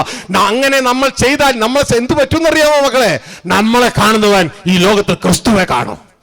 ഹല്ലേലൂയ. ക്രിസ്തുവെ നാം അഭിനയിക്കൊന്നും വേണ്ട, നമ്മൾ വാ തുറന്നാ മതി. നമ്മളല്ല പിന്നെ ജീവിക്കുന്നത്, ക്രിസ്തു ജീവിക്കാൻ തുടങ്ങും. ഒരുത്തരെ കുറിച്ച് കുറ്റം പറയാൻ നമ്മളെ വാ പൊങ്ങത്തില്ല. കാരണം ജീവിക്കുന്ന നമ്മളല്ല, ക്രിസ്തുവാണ് നമ്മൾ ജീവിക്കുന്നത്. ക്രിസ്തുവിന്റെ ഉള്ളിൽ ജീവിക്കുന്നത് സ്വർഗസ്ഥ പിതാവാ. അങ്ങനെ സ്വർഗസ്ഥ പിതാവ് സ്വർഗത്തിൽ നിന്ന് ഭൂമിയിൽ നടക്കുന്ന എന്നിലൂടെയും നിങ്ങളിലൂടെയും ഭൂമിയിൽ വെളിപ്പെടും. ഇതാണ് ദൈവമക്കൾ. ദൈവത്തിന്റെ ആത്മാവാൽ സ്വർഗത്തിൽ ദൈവം അവരെ നടത്തും. ഗോഡ് ഹെഡഡ് ഓപ്പറേഷൻ, ദൈവം തലയായ പ്രവർത്തനം. ഹല്ലേലൂയ. ഇതാണ് പഴയ ഉടമ്പടിയിൽ നമ്മളോട് വാഗ്ദത്തം ചെയ്ത എസെക്കിയേൽ 36:27 ദൈവത്തിന്റെ വചനം വാഗ്ദത്തം ചെയ്തിരിക്കുകയാണ്. ഞാൻ ഒരു നിയമം നിങ്ങളുമായി ചെയ്യും. എന്താണെന്നറിയാമോ? ഇന്ന് നിങ്ങൾ ഒറ്റയ്ക്ക് പ്രവർത്തിക്കുക, എന്നാൽ അന്ന് അങ്ങനെയല്ല. ഞാൻ എന്റെ ആത്മാവിനെ നിങ്ങളുടെ ഉള്ളിലാക്കും. എന്നിട്ട് നിങ്ങളെ ഞാൻ എന്റെ ചട്ടങ്ങളിൽ നടക്കുമാറാക്കും. നിങ്ങൾ നടക്കുകയല്ല, ഞാൻ നിങ്ങളെ നടത്തുകയാണ്. ദൈവത്തിന്റെ ത്രിയേക പ്രവർത്തനം ആരിൽ? ദൈവപുത്രനായ ക്രിസ്തുവിലും ക്രിസ്തുവിൽ ഉള്ളവരിലും. ഇതിന്റെ ബൈബിളിന്റെ പേര് ഗോഡ് ഹെഡഡ് ഓപ്പറേഷൻ. ദൈവം തലയായി ദൈവമക്കളിൽ പ്രവർത്തിക്കുന്നു. ഇതുവരാണ് ദൈവമക്കൾ. ഇതുകൊണ്ട് ദൈവത്തിന്റെ വചനം പറയുന്നത്, ദൈവത്തിന്റെ വചനം പറയാ, ദൈവാത്മാവാൽ നടത്തപ്പെടുന്നവരത്രേ. അറിയോ ദൈവത്തിന്റെ മക്കൾ? നമുക്ക് നമ്മുടെ ഗുണം എന്നറിയാം. നമ്മളെ ദൈവം എന്തിനാ വിളിച്ചേക്കണെന്ന് അറിയാമോ? ഈ ഭൂമിയിലേക്ക് നമ്മൾ വന്നപ്പോൾ മനുഷ്യ മക്കളായി നമ്മളിവിടെ വന്നു, അല്ലേ? മനുഷ്യനിൽ നിന്നല്ല എല്ലാവരും ജനിച്ചേ. എന്നാൽ യേശുവിനെ തന്നതിൻ്റെ മറ്റ് പ്രധാന ഉദ്ദേശം ഇവിടെ നിന്ന് പോകുമ്പോൾ ദൈവമക്കളായി പോകാം. മനസ്സിലായോ? കാറ്റഗറി മാറിപ്പോകാം. ഇതാ ദൈവത്തിന്റെ വചനം പറയുന്നത്. യേശുവിനെ തന്നപ്പോ ദൈവത്തിന്റെ വചനം നമ്മളോട് പറയുന്നൊരു കാര്യം, യേശു ദൈവത്തിന്റെ പുത്രനാ. യേശുവിനെ കൈക്കൊണ്ട് യേശുവിന്റെ നാമത്തിൽ വിശ്വസിക്കുന്ന ഏവർക്കും CSIക്കാരനാകാനുള്ള അധികാരമാണ് കൊടുത്തേ? കത്തോലിക്കനാകാനുള്ള അധികാരമാണ് കൊടുത്തേ? അതോ പെന്തക്കോസ്തുകാരനോ, അതോ ബ്രദറിനോ, അതോ ബാപ്റ്റിസ്റ്റോ? എന്തധികാരം കിട്ടി അറിയോ നിങ്ങൾക്ക്? ബൈബിളിലുള്ളത് മുറുകെ പിടിക്കുക. മറ്റുള്ളതിനൊന്നും നമ്മൾ ഉപദ്രവിക്കേണ്ടതെല്ലാം അവിടെ നിന്നോട്ടെ. അവർക്ക് വേണ്ടിയൊക്കെ പ്രാർത്ഥിക്കുക. പക്ഷേ നമ്മുടെ ജീവിതത്തിൽ ഉൾത്തളത്തിൽ ദൈവത്തിന്റെ വചനം പറയുന്നു, നമുക്കൊരു അധികാരം കിട്ടുകയായിരുന്നു. അധികാരം ദൈവ മക്കളായി മാറാൻ. മനുഷ്യ മക്കൾക്ക്, മരണമുള്ള മനുഷ്യ മക്കൾക്ക് മരണമില്ലാത്ത ദൈവത്തിന്റെ മക്കളായി മാറാൻ. ഒന്ന് വായിച്ചേ. യേശുവിനെ കൈക്കൊണ്ട് യേശുവിന്റെ നാമത്തിൽ വിശ്വസിക്കുന്ന ഏവർക്കും ദൈവമക്കളാകുവാൻ ദൈവം അധികാരം കൊടുത്തു. കേട്ടോ? ദൈവ മക്കളാകാൻ ദൈവം അധികാരം കൊടുത്തു. ആർക്ക്? മനുഷ്യ മക്കൾക്ക്. അപ്പൊ മനുഷ്യ മക്കൾക്ക് ആരാകാൻ അധികാരം കിട്ടി? ദൈവമക്കളാകാൻ. ഇതാണ് നമ്മൾ ഏറ്റവും അധികമായി ഉള്ളിൽ ധരിക്കേണ്ടത്. അധികാരമേ കിട്ടിയിട്ടുള്ളൂ. അധികാരം ഉപയോഗിച്ചാൽ ജയിച്ചാലാണ് ദൈവമക്കളാകുള്ളൂ. എപ്പോഴും ശ്രദ്ധിച്ചോളാം. നമ്മൾ പരാജയപ്പെടാനല്ല, പരാജയപ്പെടാനല്ല, ജയിക്കാനാ ദൈവം വിളിച്ചേ. അധികാരം ഉപയോഗിക്കണം. അധികാരം കിട്ടിയിട്ടുള്ളൂ. നിങ്ങൾ ശ്രദ്ധിക്കണം, നിങ്ങളുടെ മകനോ മകളോ ആരെങ്കിലും നിങ്ങൾ എൻട്രൻസ് എക്സാം എഴുതി, മെഡിക്കൽ എൻട്രൻസ് എക്സാം എഴുതി, നിങ്ങളുടെ മോൾക്ക് മെഡിക്കൽ കോളേജിൽ അഡ്മിഷൻ കിട്ടി. എന്തിനുള്ള അധികാരമാ, അവസരമാണ് കിട്ടിയേ? ഒരു ഡോക്ടറാകാൻ അല്ലേ?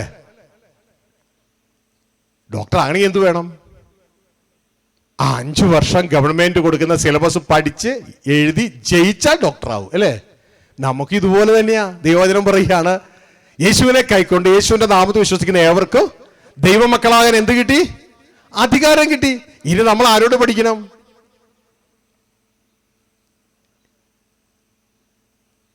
ഇവിടുത്തെ സിലബസ് ഒന്നും പഠിച്ചിട്ട് കാര്യമില്ല. ഇനി നമ്മൾ യേശുവോട് പഠിക്കണം. യേശുവോട് പഠിച്ച് ജയിച്ചാൽ നാം ദൈവമക്കളാകും. യേശുവോട് പഠിക്കണം. സ്തുതിച്ചാൽ പോരെ? സ്തുതിക്കുന്നതിന് ചെലവൊന്നുമില്ല, പഠിക്കുന്നതിന് ചെലവുണ്ട്. ഇതാണ് മത്തായിയുടെ സുവിശേഷം 11-ാം അധ്യായം 29-ാം വാക്യം. യേശു പറയുന്നത് ഇതൊന്നും ആരും ശ്രദ്ധിക്കാറില്ല കേട്ടോ, ആരും ശ്രദ്ധിക്കാറില്ല. യേശു പറയാണ്, നീ ജയിക്കണോ എങ്കിൽ എന്നോട് പഠിക്കണം, എന്നോട് പഠിക്കണം. ഹല്ലേലൂയ. അപ്പൊ ഈ അധികാരം നമ്മൾ ഉപയോഗിക്കണം, ജയിക്കണം. ഒന്ന് വായിച്ചേ. ഞാൻ സൗമ്യതയും താഴ്മയും ഉള്ളവനാകയാൽ എന്റെ നുകം ഏറ്റുകൊണ്ട് എന്നോട് പഠിപ്പിൻ. ഹല്ലേലൂയ. എന്നെ പറഞ്ഞേ, യേശു പറഞ്ഞേ, എന്നോട് എന്ത് ചെയ്യാനാ പറഞ്ഞേ? ഇതുവരെ അങ്ങനെ ചെയ്തിട്ടുണ്ടോ? ചെയ്തിട്ടില്ല എങ്കിൽ ഒന്ന് ഹൃദയത്തിൽ കരക്കൈ വെച്ചിട്ട് പറഞ്ഞേ, ഞാൻ യേശുവോട് പഠിക്കണമെന്നാണ് യേശു എന്നോട് കൽപ്പിക്കുന്നത്. ഒന്ന് പറഞ്ഞു നോക്കിയേ. ഇച്ചിരി ബുദ്ധിമുട്ടുണ്ടല്ലേ പറയാൻ? സ്തുതിയായിരുന്നെങ്കിൽ കുഴപ്പമില്ലായിരുന്നു, യേശുവോട് പഠിക്കാനാണെന്നുണ്ടെങ്കിൽ ഇച്ചിരി ബുദ്ധിമുട്ടാ അല്ലേ? ഹല്ലേലൂയ. ഒന്നുകൂടി വായിച്ചേ. ആളിൽ ചിലത് വിശ്വസിക്കുന്നില്ല യേശു അങ്ങനെയാ പറഞ്ഞെന്നുള്ള കാര്യം. ഞാൻ സൗമ്യതയും താഴ്മയും ഉള്ളവനാകയാൽ എന്റെ നുകം ഏറ്റുകൊണ്ട് എന്നോട് പഠിപ്പിൻ. ആരോട് പഠിക്കണം? പറഞ്ഞ യേശുവോട് പഠിക്കണം, യേശുവോട് പഠിക്കണം. ഹല്ലേലൂയ. നിങ്ങൾ ബലം പിടിച്ചിരിക്കരുത്. യേശു എൻ്റെ കയ്യിൽ നിന്നില്ല, ഞാൻ ചൂണ്ടിക്കാണിക്കുക ബൈബിളിലെ വചനം. ഹല്ലേലൂയ. നിങ്ങൾ ഇതുവരെ കാണാത്തതിനൊക്കെ ഒന്ന് ചൂണ്ടിക്കാണിക്കുക. എന്തിനാണ്? ഇവിടുത്തെ കെട്ട ഈ കണ്ടില്ലേ, ചില കയറ് കിട്ടുമ്പോൾ മൊത്തം കെട്ട. ഇനി ഇതുകൊണ്ട് എന്താ ചെയ്യാനാ? ഒന്നും ചെയ്യാൻ പറ്റില്ല. അപ്പോൾ ഒരാളുടെ കുത്തിയിരുന്ന് കെട്ടഴിക്കും. എൻ്റെ പണി അതാ, കെട്ടഴിക്കല്.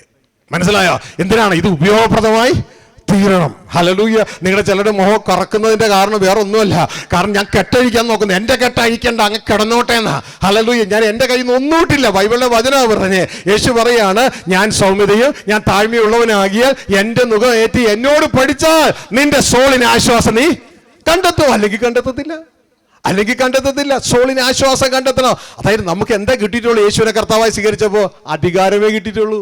എന്താകാൻ? ദൈവത്തിന്റെ മക്കളാകാൻ. ഇതാ വചനം പറയുന്നത്, യേശുവിനെ കൈക്കൊണ്ട് യേശുവിന്റെ നാമത്തിൽ വിശ്വസിക്കുന്ന ഏവർക്ക് ദൈവമക്കളാകാൻ എന്ത് കിട്ടി?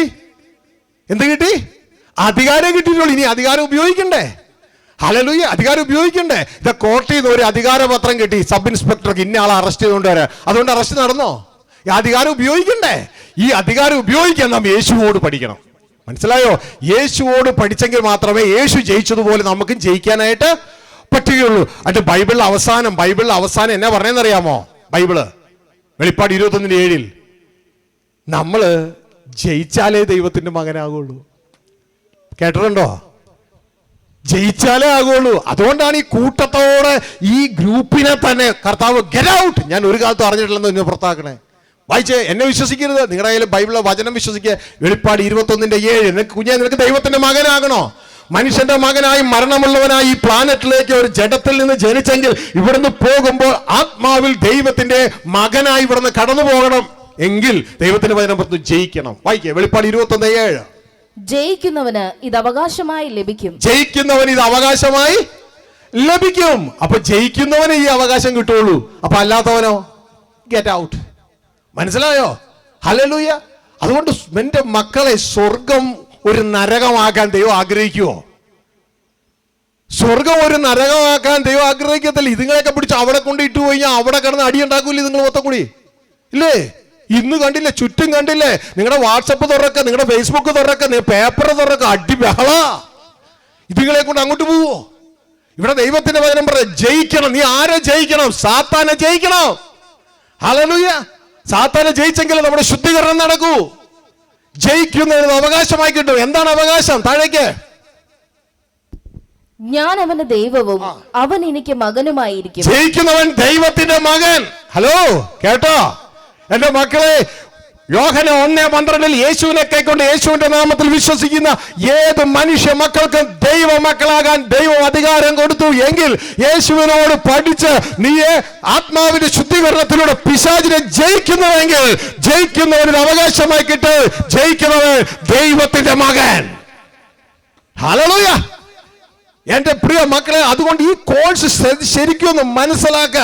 ഈ ഭൂമിയിൽ നമ്മുടെ ജീവിതം ഉണ്ടല്ലോ, ഇവിടെ ഏതാനും ദിവസം നമ്മൾ വയറ്റിപ്പഴപ്പിന് വേണ്ടി ജീവിച്ച് നല്ല ചുരിദാറും നല്ല ഷർട്ട് നല്ല കാറ് നല്ല വീട് 1 2 3 ഒക്കെ ചിലപ്പോൾ വെച്ച് ചിലപ്പോൾ അതിലും കൂടുതലും വെച്ചിട്ട് നമ്മളിവിടെ മരണം നമ്മളെ അടിച്ചെടുത്തോണ്ട് കളയും. ഈ സിസ്റ്റം കൊള്ളൂല്ല എന്റെ പൊന്നു സഹോദരങ്ങളെ. ഇത് വെറും വിഡ്ഢി സിസ്റ്റമാ, വിഡ്ഢിത്ത സിസ്റ്റം. ഞാൻ ബിസിനസ് ചെയ്യുന്ന ഒരു ബിസിനസ്സുകാരനാണ്. കഴിഞ്ഞ 33 വർഷമായി ദുബായിൽ ഇന്നും ഇപ്പോഴും അവിടെ ബിസിനസ് ചെയ്യുന്ന ഒരാളാ. എനിക്കറിയാം അത് മണ്ടൻ സിസ്റ്റമാണെന്ന്. മണ്ടൻ സിസ്റ്റം. ഇവിടെ അമ്മയുടെ താലിമാല പണയം വെച്ച് പഠിക്കാനയച്ച എന്റെ പ്രിയ സഹോദരങ്ങളെ, ദൈവത്തിന്റെ വചനത്തിൽ ദൈവരാജ്യം അന്വേഷിച്ചു എന്നുള്ളൊരു പ്രക്രിയ പ്രകാരം ദൈവത്തിന്റെ നന്മകൾ എന്നെ തേടി വന്നു. അപ്പനോ അമ്മയോ അങ്കിളോ ആന്റിയോ ഒന്നുമില്ലാത്തൊരു തലത്തിലേക്ക് സ്വർഗത്തിലെ ദൈവം എന്നെ ഗൾഫിലേക്ക് കൊണ്ടുപോയി. അവിടെ വെച്ച് ദൈവം എന്നെ പലതും പഠിപ്പിച്ചു, എന്നെ ഒരു ബിസിനസ്സുകാരനാക്കി, എനിക്ക് പലതും തന്നു. ഇതിന്റെ ഇടയിൽ ദൈവം കർത്താവായ യേശുവിന്റെ സുവിശേഷം വിശുദ്ധ ബൈബിളിലൂടെ അറിയാൻ എന്നെ സഹായിച്ചു. അതുവരെ എനിക്ക് കാൽവരി ക്രൂശിലെ യേശുവിന്റെ മരണം മാത്രമേ അറിയുള്ളായിരുന്നു. യേശു 3 വർഷം പ്രസംഗിച്ച പിതാവ് ഏൽപ്പിച്ച സന്ദേശം എന്താണെന്ന് എനിക്ക് അറിയത്തില്ലായിരുന്നു. ആ സന്ദേശം മനസ്സിലാക്കിയപ്പോ ആ സന്ദേശത്തിൽ ഞാൻ കണ്ടു, എനിക്ക് വേണ്ടി കാത്തിരിക്കുന്ന ഒരു അപ്പനുണ്ടെന്ന്, ക്രിസ്തുവിലൂടെ എന്നെ അപ്പനുമായി ഒന്നാക്കി മാറ്റുന്നുവെന്ന്, ഒരു ശരീരമാക്കുന്നുവെന്ന്. അങ്ങനെ ഞാൻ ഈ ലോകത്തിലെ ഏറ്റവും പവർഫുൾ ആയ അലയൻസ് ആയ ദൈവരാജ്യത്തിലേക്ക് കയറുന്നത് എനിക്ക് മനസ്സിലായി. അതുവരെ എന്റെ ചിന്ത എന്ന് പറയുന്നത് നാറ്റോ എന്ന് പറയുന്ന നോർത്ത് അറ്റ്ലാന്റിക് ട്രീറ്റി ഓർഗനൈസേഷൻ ആണ് ലോകത്തിലെ ഏറ്റവും പവർഫുൾ ആയിട്ടുള്ള അലയൻസ് ആയിരുന്നു എന്ന് എന്റെ ചിന്ത. 32 രാജ്യങ്ങളുണ്ട്. ഒന്നിനെ തൊട്ടാൽ ബാക്കി 31 കൂടി വരും. മനസ്സിലായോ? പക്ഷെ എനിക്ക് മനസ്സിലായി അതിനേക്കാൾ വലിയൊരു അലയൻസ്. പ്രപഞ്ചത്തിന്റെ ഉടമസ്ഥനായ എന്റെ അപ്പനെ ഞാൻ അറിഞ്ഞില്ല. ആ അപ്പനുമായി ക്രിസ്തുവിലൂടെ ഒന്നായി തീരാൻ, ഒരു യൂണിയനായി തീരാൻ, ഒരു അലയൻസ് ആയി തീരാൻ ഒരു സന്ദേശമാണ് യേശു ക്രിസ്തുവിലൂടെ പിതാവ് എനിക്ക് തന്നുവെന്ന സന്ദേശം മനസ്സിലാക്കിയപ്പോ ഉടനെ ഞാൻ അലയൻസിൽ ചേർന്നു. ഞാൻ അജയനായി മാറി. കാരണം എന്റെ തല ക്രിസ്തുവിന്റെ തല അത്യുന്നതനായ സ്വർഗ്ഗസ്ഥ പിതാവ്, ഞങ്ങൾ ക്രിസ്തുവിൽ ഒന്നായി മാറി. ഇതാ യേശു പറയുന്നത്. നമ്മളെല്ലാം പറഞ്ഞ എന്തോ ഞാനും പിതാവ് ഒന്നാണെന്ന് യേശു പറഞ്ഞു. അപ്പൊ യേശു ആണ് പിതാവെന്നല്ലേ പറഞ്ഞു നടക്കണേ. പക്ഷെ താഴേക്ക് നമ്മൾ വായിച്ചില്ല. യേശു അലയൻസിനെ കുറിച്ചാണ് പറഞ്ഞത്. ഞാനും പിതാവ് ഒന്നാണ്. എന്നിട്ട് താഴെ എഴുതിയിരിക്കുക, അതുപോലെ നിങ്ങളും ഞങ്ങളിൽ ഒന്നാകണം. അലയൻസ്. ഹല്ലേലൂയ. അത് നമ്മൾ വായിച്ചില്ല അല്ലേ? ഞാനും പിതാവ് ഒന്നാകുന്നു പറഞ്ഞ് നിർത്തിയത് ഒരൊറ്റ വാക്യമുള്ളൂ, യോഹന്നാൻ 10:30. പക്ഷെ അതിനുശേഷം 17:11, 17:21, 17:23 ഇവിടെ എല്ലാം യേശു പറയാണ്, ഞാനും പിതാവ് ഒന്നായിരിക്കുന്നത് പോലെ നിങ്ങൾ ഞങ്ങളിൽ ഒന്നായി തീരണം. ഇതുകൊണ്ട് ദൈവത്തിന്റെ വചനം പറയുന്ന ആദത്തിൽ പല രാജ്യങ്ങളാ. സിന്ധു രാജ്യം, മേരി രാജ്യം, ജോസഫ് രാജ്യം, അന്നക്കുട്ടി രാജ്യം, ചേട്ടൻ രാജ്യം, അനിയൻ രാജ്യം ഒക്കെയാ. അവരെല്ലാവരും ക്രിസ്തുവിൽ ഒരു രാജ്യമായി മാറുന്നു, ദൈവരാജ്യമായി മാറുകയാണ്. ഈ ഒരു തിരിച്ചറിവുണ്ടായി നമ്മൾ അതിലേക്ക് എത്തിയാൽ നമ്മൾ അജയരായി ലോകത്തിലെ ഏറ്റവും വലിയ അലയൻസിൽ ക്രിസ്തുവിലൂടെ നമ്മൾ പ്രവേശിക്കുക. ഇതുകൊണ്ടാണ് 1 യോഹന്നാൻ 4:15 പറഞ്ഞിരിക്കുന്നത്. എന്നറിയാമോ? ഈ അലയൻസ് ചേരണമെങ്കിൽ അതിശയം തോന്നുന്നല്ലേ? ദൈവവചനം പറയുന്നു, യേശു ദൈവപുത്രനെന്ന് ആരൊക്കെ വിശ്വസിക്കുന്നുവോ അവൻ ഈ അലയൻസിൽ ചേരുകയായി. അവൻ ദൈവത്തിലും ദൈവം അവനിലും വസിക്കുന്നു. അവരൊന്നായി മാറി, ഒരു ബോഡിയായി മാറി. എൻ്റെ മക്കളെ, നിങ്ങൾ ശക്തരായി മാറും. നിങ്ങൾ ദൈവത്തിന്റെ ഭാഗമായി മാറ്, ക്രിസ്തുവിന്റെ അവയവങ്ങളായി മാറ്. വായിച്ചേ 1 യോഹന്നാൻ 4:15. ഇത് വായിക്കുമ്പോൾ നിങ്ങൾ ചെയ്യേണ്ട, നിങ്ങളുടെ ബൈബിളിൽ അങ്ങനെ തന്നെയോ എന്ന് നിൽക്കണം. അതായത് സാധാരണ ഒരു കൺവെൻഷൻ പ്രസംഗം കേൾക്കാൻ വരുന്നത് പോലെ ചുമ്മാ അങ്ങനെ കേട്ടിരിക്കരുത്. ഇത് കേൾക്കുമ്പോൾ സ്പോഞ്ച് പോലെ ആയിരിക്കണം നിങ്ങൾ ഇതങ്ങ് വലിച്ചെടുക്കണം. അങ്ങനെ തന്നെയോ എന്ന്. കാരണം ഞങ്ങൾ ഇതുവരെ കേട്ട എല്ലാ പാസ്റ്റർമാരും പറഞ്ഞു എന്നെ വിശ്വസിപ്പിരുന്ന. എന്നാൽ ഇതൊരു പാസ്റ്റർ വന്നേക്കണം എന്നെ വിശ്വസിക്കരുതേ എന്നും പറഞ്ഞുകൊണ്ട്. ഇതൊന്നൊരു പാസ്റ്ററാ. പക്ഷെ പാസ്റ്റർ പറയുന്നു നിങ്ങളുടെ കയ്യിലുള്ള ബൈബിളിലെ വചനം വിശ്വസിക്കുക. 1 യോഹന്നാൻ 4:15 വായിച്ച്. യേശു ദൈവപുത്രൻ എന്ന് സ്വീകരിക്കുന്നവനിൽ ദൈവവും അവൻ ദൈവത്തിലും വസിക്കുന്നു. കേട്ടോ? യേശു ദൈവപുത്രനെ സ്വീകരിച്ചാൽ നീ എവിടെ വസിക്കുന്നു? ദൈവത്തിൽ വസിക്കുന്നു. ദൈവം എവിടെ വസിക്കുന്നു? നിന്നിൽ വസിക്കുന്നു. കേട്ടോ? നീ ആരുടെ ഭാഗമായി? ദൈവത്തിന്റെ ഭാഗമായി. നീ അജയനായി മാറി. ഹല്ലേലൂയ. നീ അജയനായി മാറി. മറ്റത് അങ്ങനെയല്ല. പന്നിക്കൂട്ടിൽ കിടന്നുകൊണ്ടുള്ള ഒരു പ്രാർത്ഥനയാ. അതല്ല, നീ തിരിച്ച് വീട്ടിലേക്ക് വാ, അപ്പനോട് കൂടെ ഒന്നായി ജീവിക്കുന്ന തലത്തിലേക്ക് എൻ്റെ പ്രിയ കുഞ്ഞുങ്ങളെ മാറുവാൻ ദൈവം നമ്മളെ വിളിക്കുകയാ. ഇതാ വായിച്ചേ, യോഹന്നാന്റെ സുവിശേഷം 17-ാം അധ്യായം അതിന്റെ 11-ാം വാക്യം വായിച്ചേ. 17-ന്റെ 11 വായിച്ചേ. ഇനി ഞാൻ ലോകത്തിൽ ഇരിക്കുന്നില്ല, ഇവരോ ലോകത്തിൽ ഇരിക്കുന്നു. ഞാൻ നിന്റെ അടുക്കൽ വരുന്നു. പരിശുദ്ധ പിതാവേ, അവർ നമ്മെ പോലെ ഒന്നാകേണ്ടതിന്. പരിശുദ്ധ പിതാവേ, യേശുവിന്റെ പ്രാർത്ഥന പിതാവിനോട് കേട്ടോ. എന്താ പ്രാർത്ഥിക്കുന്നത്? പരിശുദ്ധ പിതാവേ, അവർ നമ്മെ പോലെ ഒന്നാകേണ്ടത്. ഞാനും നീ ഒന്നാണ്, അവർ നമ്മെ പോലെ അവരും ഒന്നാകണം. കേട്ടോ, ഹല്ലേലൂയ. ഒരു അലയൻസ് ആയി മാറണം, ഒന്നായി മാറണം. എൻ്റെ മക്കളെ, ഇതാണ് യേശു പറഞ്ഞ സന്ദേശം. ഞാനും നിങ്ങളും ക്രിസ്തുവിൽ പിതാവുമായി ഒരു കുടുംബമായി മാറണം, ഒന്നായി മാറണം. ഇതാണ് എഫേസ്യ ലേഖനം 2-ാം അധ്യായത്തിൽ പറയുന്നത്. മനുഷ്യ കുടുംബത്തിൽ നാം ഭൂമി ജനിച്ചല്ലേ, മനുഷ്യ കുടുംബത്തിലാ. പക്ഷേ ഇവിടെ നിന്ന് നാം ദൈവ കുടുംബമായി മാറണം. ഈ ഒരു തലം നാം തിരിച്ചറിയണം, ദൈവ കുടുംബമായി മാറണം. ദൈവത്തിന്റെ വചനം പറയാ, എൻ്റെ പ്രിയ മക്കളെ, മരണമുള്ള നമ്മളെ മരണമില്ലാത്തവരാക്കി മാറ്റാൻ, മനുഷ്യ കുടുംബമായ നമ്മളെ ദൈവ കുടുംബമാക്കി മാറ്റാൻ സ്വർഗത്തിലെ ദൈവം ഇതാ ഒരുക്കിയിരിക്കുന്ന പ്ലാനാണ്, പദ്ധതിയാണ്. അതിന്റെ 2-ന്റെ 18-ഉം 19 വായിച്ച്. എഫേസ്യ ലേഖനം 2-ന്റെ 18, 19. അവൻ മുഖാന്തരം നമുക്ക് ഇരുപക്ഷക്കാർക്കും ഏകാത്മാവിനാൽ പിതാവിങ്കിലേക്ക് പ്രവേശനമുണ്ട്. ഇതാ, പിതാവിങ്കിലേക്ക് നമുക്ക് പ്രവേശനമുണ്ട്. അപ്പൊ നമ്മുടെ ലക്ഷ്യം എന്താ? പിതാവാ ലക്ഷ്യം. മനസ്സിലായോ? ആര് മുഖാന്തരം? ക്രിസ്തു മുഖാന്തരം നമുക്ക് ഇരുപക്ഷക്കാർക്കും, യവനന്മാർക്കും യഹൂദന്മാർക്കും പിതാവിങ്കിലേക്ക് പ്രവേശനം ഉണ്ട്. ലക്ഷ്യമില്ലാത്ത സുവിശേഷമാകരുത് നമ്മുടെ സുവിശേഷം. താഴേക്ക്. ആകയാൽ നിങ്ങൾ ഇനി അന്യന്മാരും പരദേശികളുമല്ല, വിശുദ്ധന്മാരുടെ സഹപൗരന്മാരും ദൈവത്തിന്റെ ഭവനക്കാരും അത്രേ. അപ്പോ ഇനി നാം ആരായി മാറും? ദൈവത്തിന്റെ വീട്ടുകാർ. അപ്പൊ ഇതുവരെ ആരുടെ വീട്ടുകാരനാ? നിങ്ങളുടെ വീട്ടുപേരൊന്ന് ചിന്തിച്ചോ? വീട്ടുപേര് ചിന്തിച്ചോ? പകലോ മറ്റും ഫാമിലിക്കാരൻ, പാലത്തിങ്കൽ ഫാമിലിക്കാരൻ, എൻ്റെ വീട്ടുപേര് വെമ്പനാട്ട് ഫാമിലിക്കാരൻ. പക്ഷെ ഇവിടെ പറയുന്നു ഫാമിലി മാറുക, ദൈവത്തിൻ്റെ കുടുംബക്കാരായി മാറുക. സന്തോഷമുണ്ടോ? ദൈവത്തിൻ്റെ കുടുംബക്കാർ. ദൈവത്തിൻ്റെ കുടുംബത്തിൽ ഒരാൾക്ക് പോലും മരണമില്ല. സന്തോഷമുണ്ടോ എൻ്റെ പൊന്നുമക്കളെ? ഹല്ലേലൂയ. ഇതാണ് സുവിശേഷം. യേശു പറഞ്ഞ സുവിശേഷം. മനുഷ്യന്റെ കുടുംബക്കാരെ ദൈവത്തിന്റെ കുടുംബക്കാരാക്കി മാറ്റുന്നു. ദൈവത്തിന്റെ കുടുംബത്തിൽ ആരായിട്ട്? വേലക്കാരാണോ? അത് വേറെ ആരെങ്കിലും കൂട്ടരാണോ? മക്കളാക്കി, ദൈവത്തിന്റെ മക്കളാക്കി, ദൈവ കുടുംബത്തിൽ ദൈവത്തിന്റെ മക്കളാക്കി മാറ്റുകയാ. ആര് മുഖാന്തരം? ക്രിസ്തു മുഖാന്തരം. ഈ ഒരു തിരിച്ചറിവ് വേണം. ഇനി ഇത്രയും നിങ്ങൾക്കൊരു ഇൻട്രൊഡക്ഷൻ ആയിട്ട് പറഞ്ഞെന്നുള്ളൂ. ഇന്ന് മൊത്തം ഇൻട്രൊഡക്ഷനാണ്. നാളെയാണ് പഠിപ്പിക്കുന്ന ഭാഗത്തേക്ക് പോകുന്നത്. നാളെ മറ്റന്നാളാ അതിൻ്റെ എക്സ്പ്ലനേഷൻ. ഈ മക്കളുടെ മക്കൾ വീട്ടിലാണല്ലേ? നാട്ടിലേക്ക് ഇറങ്ങിയാലോ? ആരുടെ മക്കളാണ്? അത്യുന്നതനായ ദൈവത്തിന്റെ മക്കൾ. ദൈവത്തിന്റെ വചനം യോഹന്നാൻ 3:1 പറയാ, കാൺമിൻ എത്ര വലിയ സ്നേഹം ദൈവം നമുക്ക് നൽകിയിരിക്കുന്നു. എത്ര വലിയ സ്നേഹം! അതെന്താ? നാം ദൈവമക്കളെന്ന് വിളിക്കപ്പെടാൻ. ഒന്ന് വായിച്ചേ. കാൺമീൻ, നാം ദൈവമക്കളെന്ന് വിളിക്കപ്പെടുവാൻ പിതാവ് നമുക്ക് എത്ര വലിയ സ്നേഹം നൽകിയിരിക്കുന്നു. നാം ദൈവമക്കൾ എന്ന് വിളിക്കപ്പെടാൻ പിതാവ് നമുക്ക് എത്ര വലിയ സ്നേഹം നൽകിയിരിക്കുന്നു. അപ്പൊ ഇത് കൊച്ചു സ്നേഹം വല്ല ആണോ? നിങ്ങൾക്ക് ഒരാൾ പോയി പുറത്തു പോയി വന്നപ്പോൾ നിങ്ങൾക്ക് ഒരു നാരങ്ങ മിഠായി മേടിച്ചു തന്നു. അപ്പൊ നിങ്ങൾ എന്ത് ചിന്തിക്കും? ഭയങ്കര സ്നേഹം ചിന്തിക്കോ? കൊച്ചു സ്നേഹമാണല്ലേ. വേറൊരാള് ഇതാ നാരങ്ങ മിഠായിക്ക് പകരം നിങ്ങൾക്ക് ഇതാ ഒരു ക്രോസിന്റെ പേന തന്നു. അപ്പൊ നിങ്ങൾ വിചാരിക്കും, ഓ വലിയ സ്നേഹമാണല്ലോ. വേറൊരാള് ഇതാ നിങ്ങളുടെ അപ്പൻ നിങ്ങൾക്ക് ഇതാ ഒരു കാറിന്റെ താക്കോലെടുത്ത് കയ്യിലേക്ക് വന്നു. മോളെ, ആ ഷോറൂമിൽ ഞാനത് വാങ്ങിച്ചിട്ടുണ്ട്, ഇതാ താക്കോൽ നീ പോയി എടുത്തോ എന്ന് പറയുമ്പോൾ നിങ്ങൾ എന്നെ ചെയ്യും? 2 തുള്ളക്കവും അപ്പനൊരു കെട്ടിപ്പിടുത്തു, പപ്പാ എന്നൊക്കെ പറഞ്ഞ് ആ സ്നേഹം ഇല്ലേ? കാരണം സ്നേഹം കൂടുന്തോറും സംഭവത്തിന്റെ, സമ്മാനത്തിന്റെ, ഗിഫ്റ്റിന്റെ അളവ് വലുതാവും. ഇവിടെ ദൈവത്തിന്റെ വചനം പറയുന്നു, കാൺമീൻ എത്ര വലിയ സ്നേഹമാ അപ്പൻ നമുക്ക് നൽകിയിരിക്കുന്നേ. നാം ആരെന്ന് വിളിക്കപ്പെടാന്?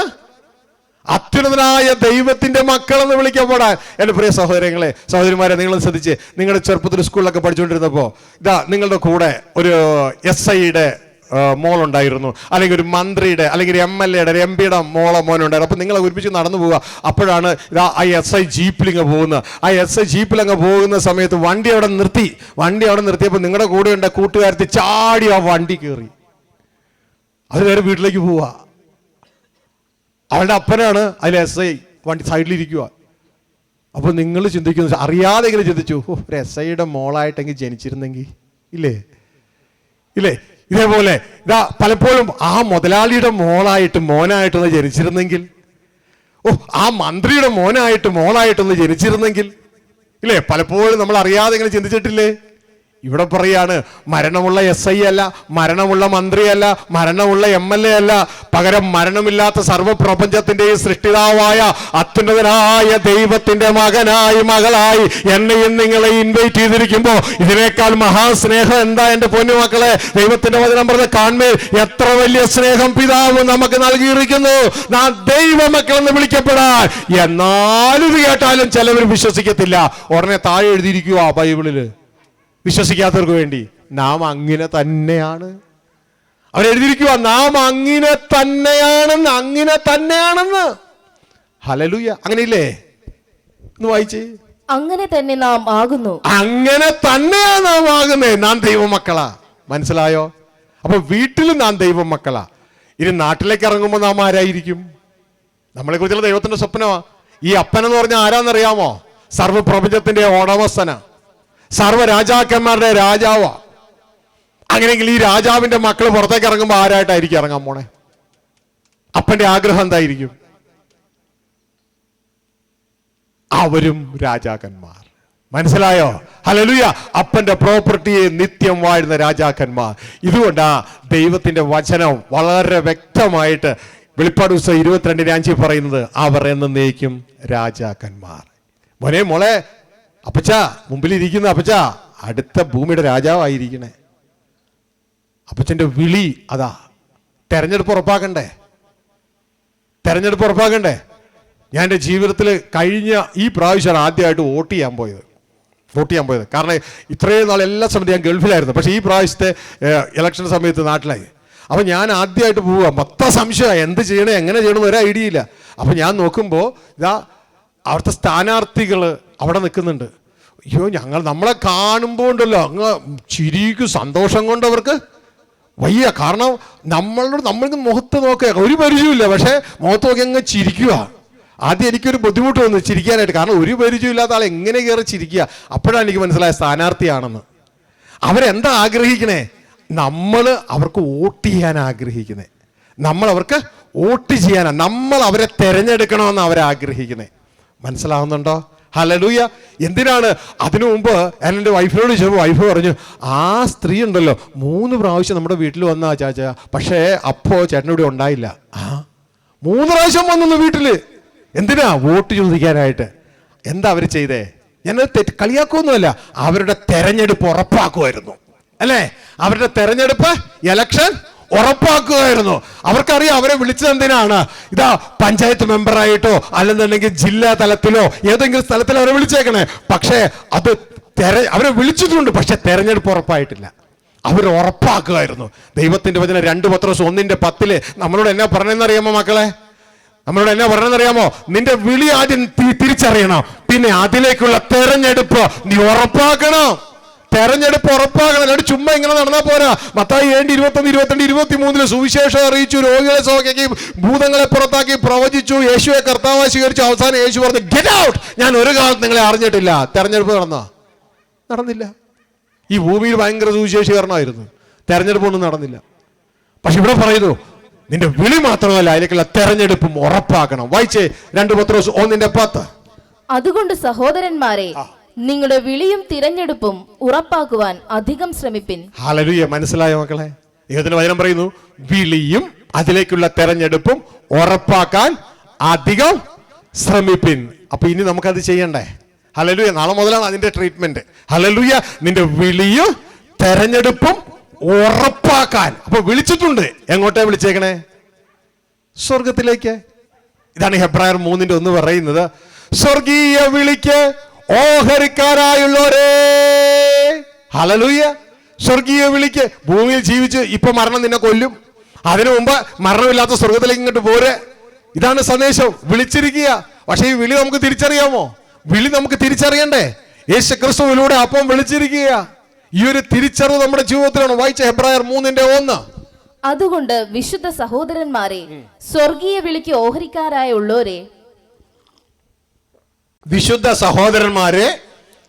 അപ്പൊ സഹോദരന്മാര് ആണ്, ശരിയാ. യേശുവിനെ കർത്താവായി സ്വീകരിച്ച എല്ലാവരും സഹോദരന്മാരാ.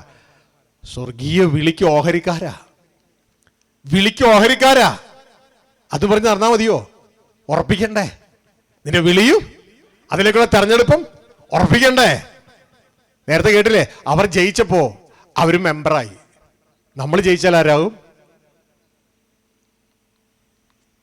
എന്നെ ഇങ്ങനെ വിഷമിപ്പിക്കല്ലേ. നമ്മൾ ജയിച്ചാൽ ആരാവുന്നേ? അയ്യ, ജയിച്ച രാജാക്കന്മാരെന്നാവില്ല. ഇമ്മീഡിയറ്റ് സമയമെടുക്കും. നമ്മൾ ജയിച്ചാൽ ആരാവും?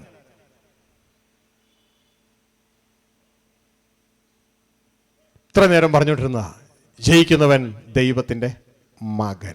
ആദ്യ സ്റ്റേജ് അതാ. ജയിക്കുന്നവൻ ദൈവത്തിന്റെ മകൻ. വെളിപ്പാട് 21:7 ശ്രദ്ധിച്ചു കേൾക്കുക. വെളിപ്പാട് 21:7 ദൈവവചനം പറയുന്നു, ജയിക്കുന്നവൻ ദൈവത്തിന്റെ മകൻ. അപ്പൊ അവര് ജയിച്ചപ്പോ മെമ്പറായി, MP ആയി, MLA ആയി. നമ്മൾ ജയിച്ചാൽ ആരാകുക? വായിച്ചേ. ജയിക്കുന്നവന് ഇത് അവകാശമായി ലഭിക്കും. ഞാൻ അവന് ദൈവവും അവൻ എനിക്ക് മകനുമായിരിക്കും. അവൻ എനിക്ക് മകനുമായിരിക്കും. ഹല്ലേലൂയ. മകനുമായിരിക്കും. ശ്രദ്ധിച്ചു കേൾക്കുക. മകനുമായിരിക്കും. ഇവിടെയാണ് നമ്മൾ തിരിച്ചറിയേണ്ടത്. നമ്മളായിരിക്കുന്ന സ്ഥലമാണ് ജനാധിപത്യം. ജനാധിപത്യത്തിൽ ജയിക്കുമ്പോഴാണ് നമ്മൾ മെമ്പറാകുക, MP ആകുക, MLA ആകുക, മന്ത്രിയാകുക. എന്നാൽ കിങ്ഡത്തിൽ നാം രാജാവാകുന്നതിൻ്റെ കാരണം നാം ജയിക്കുന്നത് കൊണ്ടല്ല, നാം ദൈവത്തിൻ്റെ മക്കളാകുന്നത് കൊണ്ടാണ്. നിങ്ങൾ ശ്രദ്ധിച്ച് മനസ്സിലാക്കണം. ഇതാ ദുബായിയുടെ ഇപ്പോഴത്തെ രാജാവ് ഷെയ്ഖ് മുഹമ്മദ് നല്ലൊരു മനുഷ്യനാണ്. നിങ്ങൾക്കറിയാമോ അദ്ദേഹം എത്ര വോട്ട് കിട്ടി ജയിച്ചിട്ടാണ് അദ്ദേഹം രാജാവായിരിക്കുന്നതെന്ന് ആർക്ക് പറയാം? കറക്റ്റായിട്ട് പറഞ്ഞ വോട്ടിന്റെ എണ്ണം അറിയോ?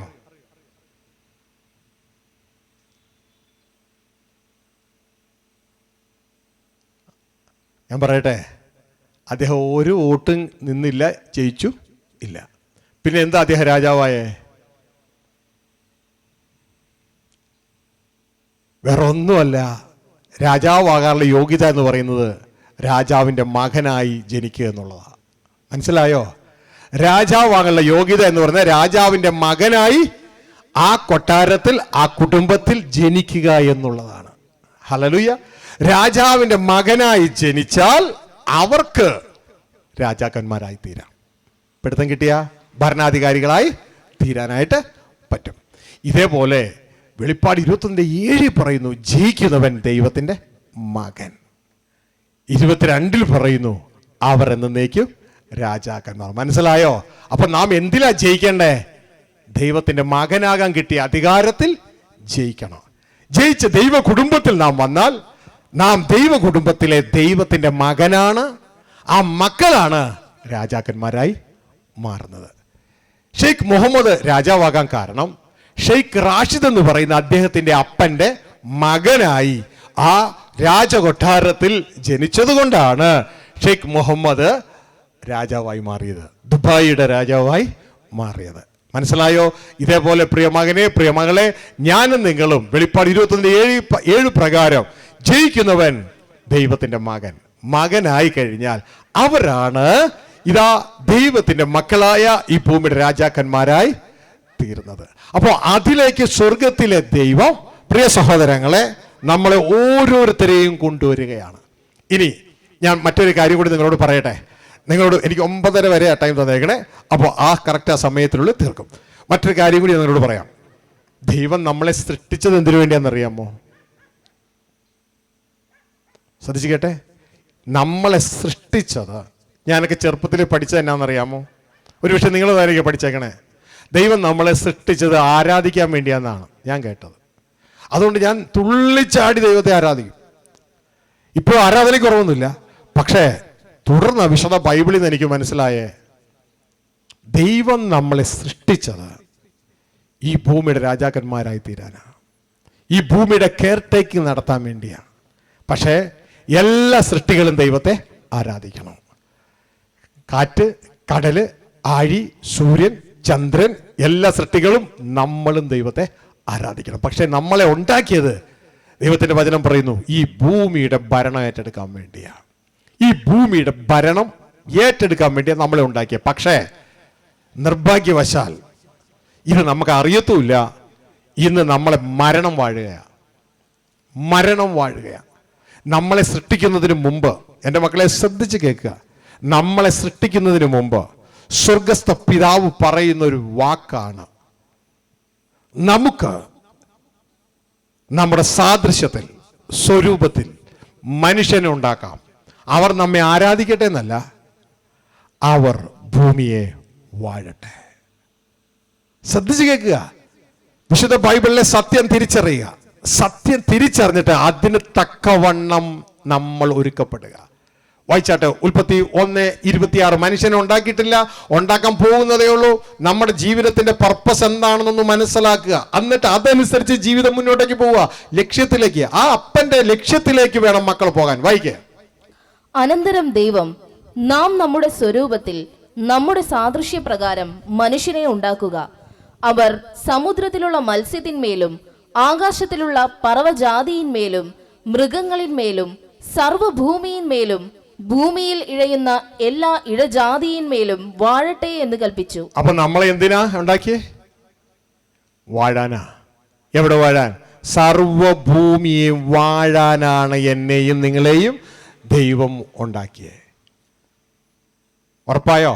ഞാൻ ഒന്നും കൂട്ടിയിട്ടില്ല, ബൈബിളിലെ കാര്യം പറഞ്ഞേ. പക്ഷെ വാഴാൻ പറ്റുന്നുണ്ടോ? നമ്മൾ ഇന്ന് ആര് വാഴുകയാ? വാഴാൻ തുടങ്ങുമ്പോൾ തന്നെ മരണം അടിച്ചുകൊണ്ട് പോവില്ലേ? മഹാനായ അലക്സാണ്ടർ ഓരോ മേഖലയും പിടിച്ച് കടന്നു വരുന്ന സമയത്ത്, രാജ്യങ്ങളെ പിടിച്ചു വരുന്ന സമയത്ത് ഒരു രോഗത്താൽ പിടിപെട്ടു, അദ്ദേഹത്തെ മരണം കൊണ്ടുപോയി. ഈ ലോകത്തെ ചക്രവർത്തിമാരൊക്കെ എന്തിയേ? എല്ലാവരെയും മരണം കൊണ്ടുപോയില്ലേ? രാജാക്കന്മാരെ, മന്ത്രിമാരെ എല്ലാവരെയും മരണം കൊണ്ടുപോയില്ലേ? എന്റെ പ്രിയ സഹോദരങ്ങളെ, ഈ ഒരു തിരിച്ചറിവ് വേണം. എന്നാൽ നമ്മോടുകൂടെ സ്വർഗത്തിലെ ദൈവം സൃഷ്ടിച്ച 2 മറ്റു ഭരണാധികാരികളുണ്ട്. അവർ ഇന്നും മനോഹരമായി വാഴുന്നു. അതാരൊക്കെയാണെന്ന് അറിയോ? അറിയില്ല അല്ലേ? നമ്മുടെ ഫ്രണ്ട്സ്, നമ്മുടെ കൊളീഗ്സ്. ഭരിക്കാൻ വേണ്ടി 3 കൂട്ടരെ ഉണ്ടാക്കിയേ. ഒന്ന് സൂര്യനെ, പകൽ വാഴാൻ സൂര്യൻ. മറ്റൊന്ന് ചന്ദ്രൻ, രാത്രി വാഴാൻ ചന്ദ്രൻ. ഭൂമിയെ വാഴാൻ മനുഷ്യൻ. ഇതിൽ മനുഷ്യൻ മാത്രം ദാരുണമായി പരാജയപ്പെട്ടു. ആ ഗണമാണ് നമ്മൾ. വായിച്ചേ, ഉൽപ്പത്തി 1:16. പകൽ വാഴേണ്ടതിന് വലിപ്പമേറിയ വെളിച്ചവും രാത്രി വാഴേണ്ടതിന് വലിപ്പം കുറഞ്ഞ വെളിച്ചവും ആയി 2 വലിയ വെളിച്ചങ്ങളെ ദൈവം ഉണ്ടാക്കി. അപ്പൊ എന്തിനാണ്? സൂര്യൻ വലിപ്പമുള്ള വെളിച്ചം, ചന്ദ്രൻ വലിപ്പം കുറഞ്ഞ വെളിച്ചം. 2 വെളിച്ചങ്ങളെ ഉണ്ടാക്കി. എന്ത് വാഴാനാ? സൂര്യനെ ഉണ്ടാക്കിയത് പകൽ വാഴാൻ, ചന്ദ്രനെ ഉണ്ടാക്കിയത് രാത്രി വാഴാൻ. എന്നെയും നിങ്ങളെ ഉണ്ടാക്കിയത് ഭൂമിയെ വാഴാൻ. പറയുന്നവർക്കായി സ്തോത്രം. ഹല്ലേലൂയ. എന്നെയും നിങ്ങളെ ഉണ്ടാക്കിയത് ഭൂമിയെ വാഴാൻ. ഇതാണ് പറഞ്ഞത്, നിന്റെ വിളിയും തെരഞ്ഞെടുപ്പും ഉറപ്പാക്കാൻ. നിങ്ങൾ നോക്കിയേ, ഇന്നും സൂര്യൻ പകൽ വാഴുന്നുണ്ടോ? ഉണ്ടല്ലേ? റെസ്റ്റ് എടുക്കാൻ പോയിട്ടുണ്ടോ? 8 മണിക്കൂർ, അല്ല സോറി, പുള്ളിയുടെ ഡ്യൂട്ടി 12 മണിക്കൂർ. 12 മണിക്കൂർ ഡ്യൂട്ടി കഴിഞ്ഞിട്ട് ഞാൻ റെസ്റ്റ് എടുക്കണമെന്ന് പറഞ്ഞ് പോയിട്ടുണ്ടോ? ഇല്ല. 12 മണിക്കൂർ ഒരു സൈഡിലെ ഡ്യൂട്ടി കഴിഞ്ഞാൽ ഉടനെ ദൈവം അടുത്ത സൈഡിലെ ഡ്യൂട്ടി കൊടുത്തു, ഭൂമിയുടെ മറ്റേ പകുതി ഡ്യൂട്ടി. അത് കഴിഞ്ഞാൽ റെസ്റ്റ് എടുക്കാൻ പറ്റുമോ? ഇല്ല. വീണ്ടും ഭൂമിയുടെ അടുത്ത പകുതിയുടെ ഡ്യൂട്ടി. അയ്യോ, ഇങ്ങനെയൊക്കെ ജോലി ചെയ്താൽ തളർന്നു പോവില്ലേ? ഇതുവരെയും പുള്ളി തളർന്നിട്ടുണ്ടോ? ഇതുവരെയും പുള്ളിയുടെ മണ്ണെണ്ണ പെട്രോൾ തീർന്നിട്ടുണ്ടോ? ഇന്ധനം തീർന്നിട്ടുണ്ടോ? ഇതുവരെയും കേടായിട്ടുണ്ടോ? ഇതുവരെ നമ്മുടെ KSEB ബോഡി ആരെങ്കിലും റിപ്പയറിന് വേണ്ടി പോയിട്ടുണ്ടോ? ഇന്നും പുള്ളി സൃഷ്ടിച്ച നാൾ മുതൽ ഇന്നും മനോഹരമായി പ്രവർത്തിച്ചുകൊണ്ടിരിക്കുകയല്ലേ? ചന്ദ്രൻ ഇതുപോലെ തന്നെയല്ലേ? അന്ന് മുതൽ ഇന്ന് വരെ മനോഹരമായി. ചിലപ്പോൾ നമുക്ക് അരിവാൾ രൂപത്തിൽ കാണാം, ചിലപ്പോൾ പകുതി അപ്പ രൂപത്തിൽ കാണാം, ചിലപ്പോൾ ഫുള്ളപ്പായിട്ട് കാണാം. ഇല്ലേ? പല ടൈപ്പായിട്ട് കാണാം.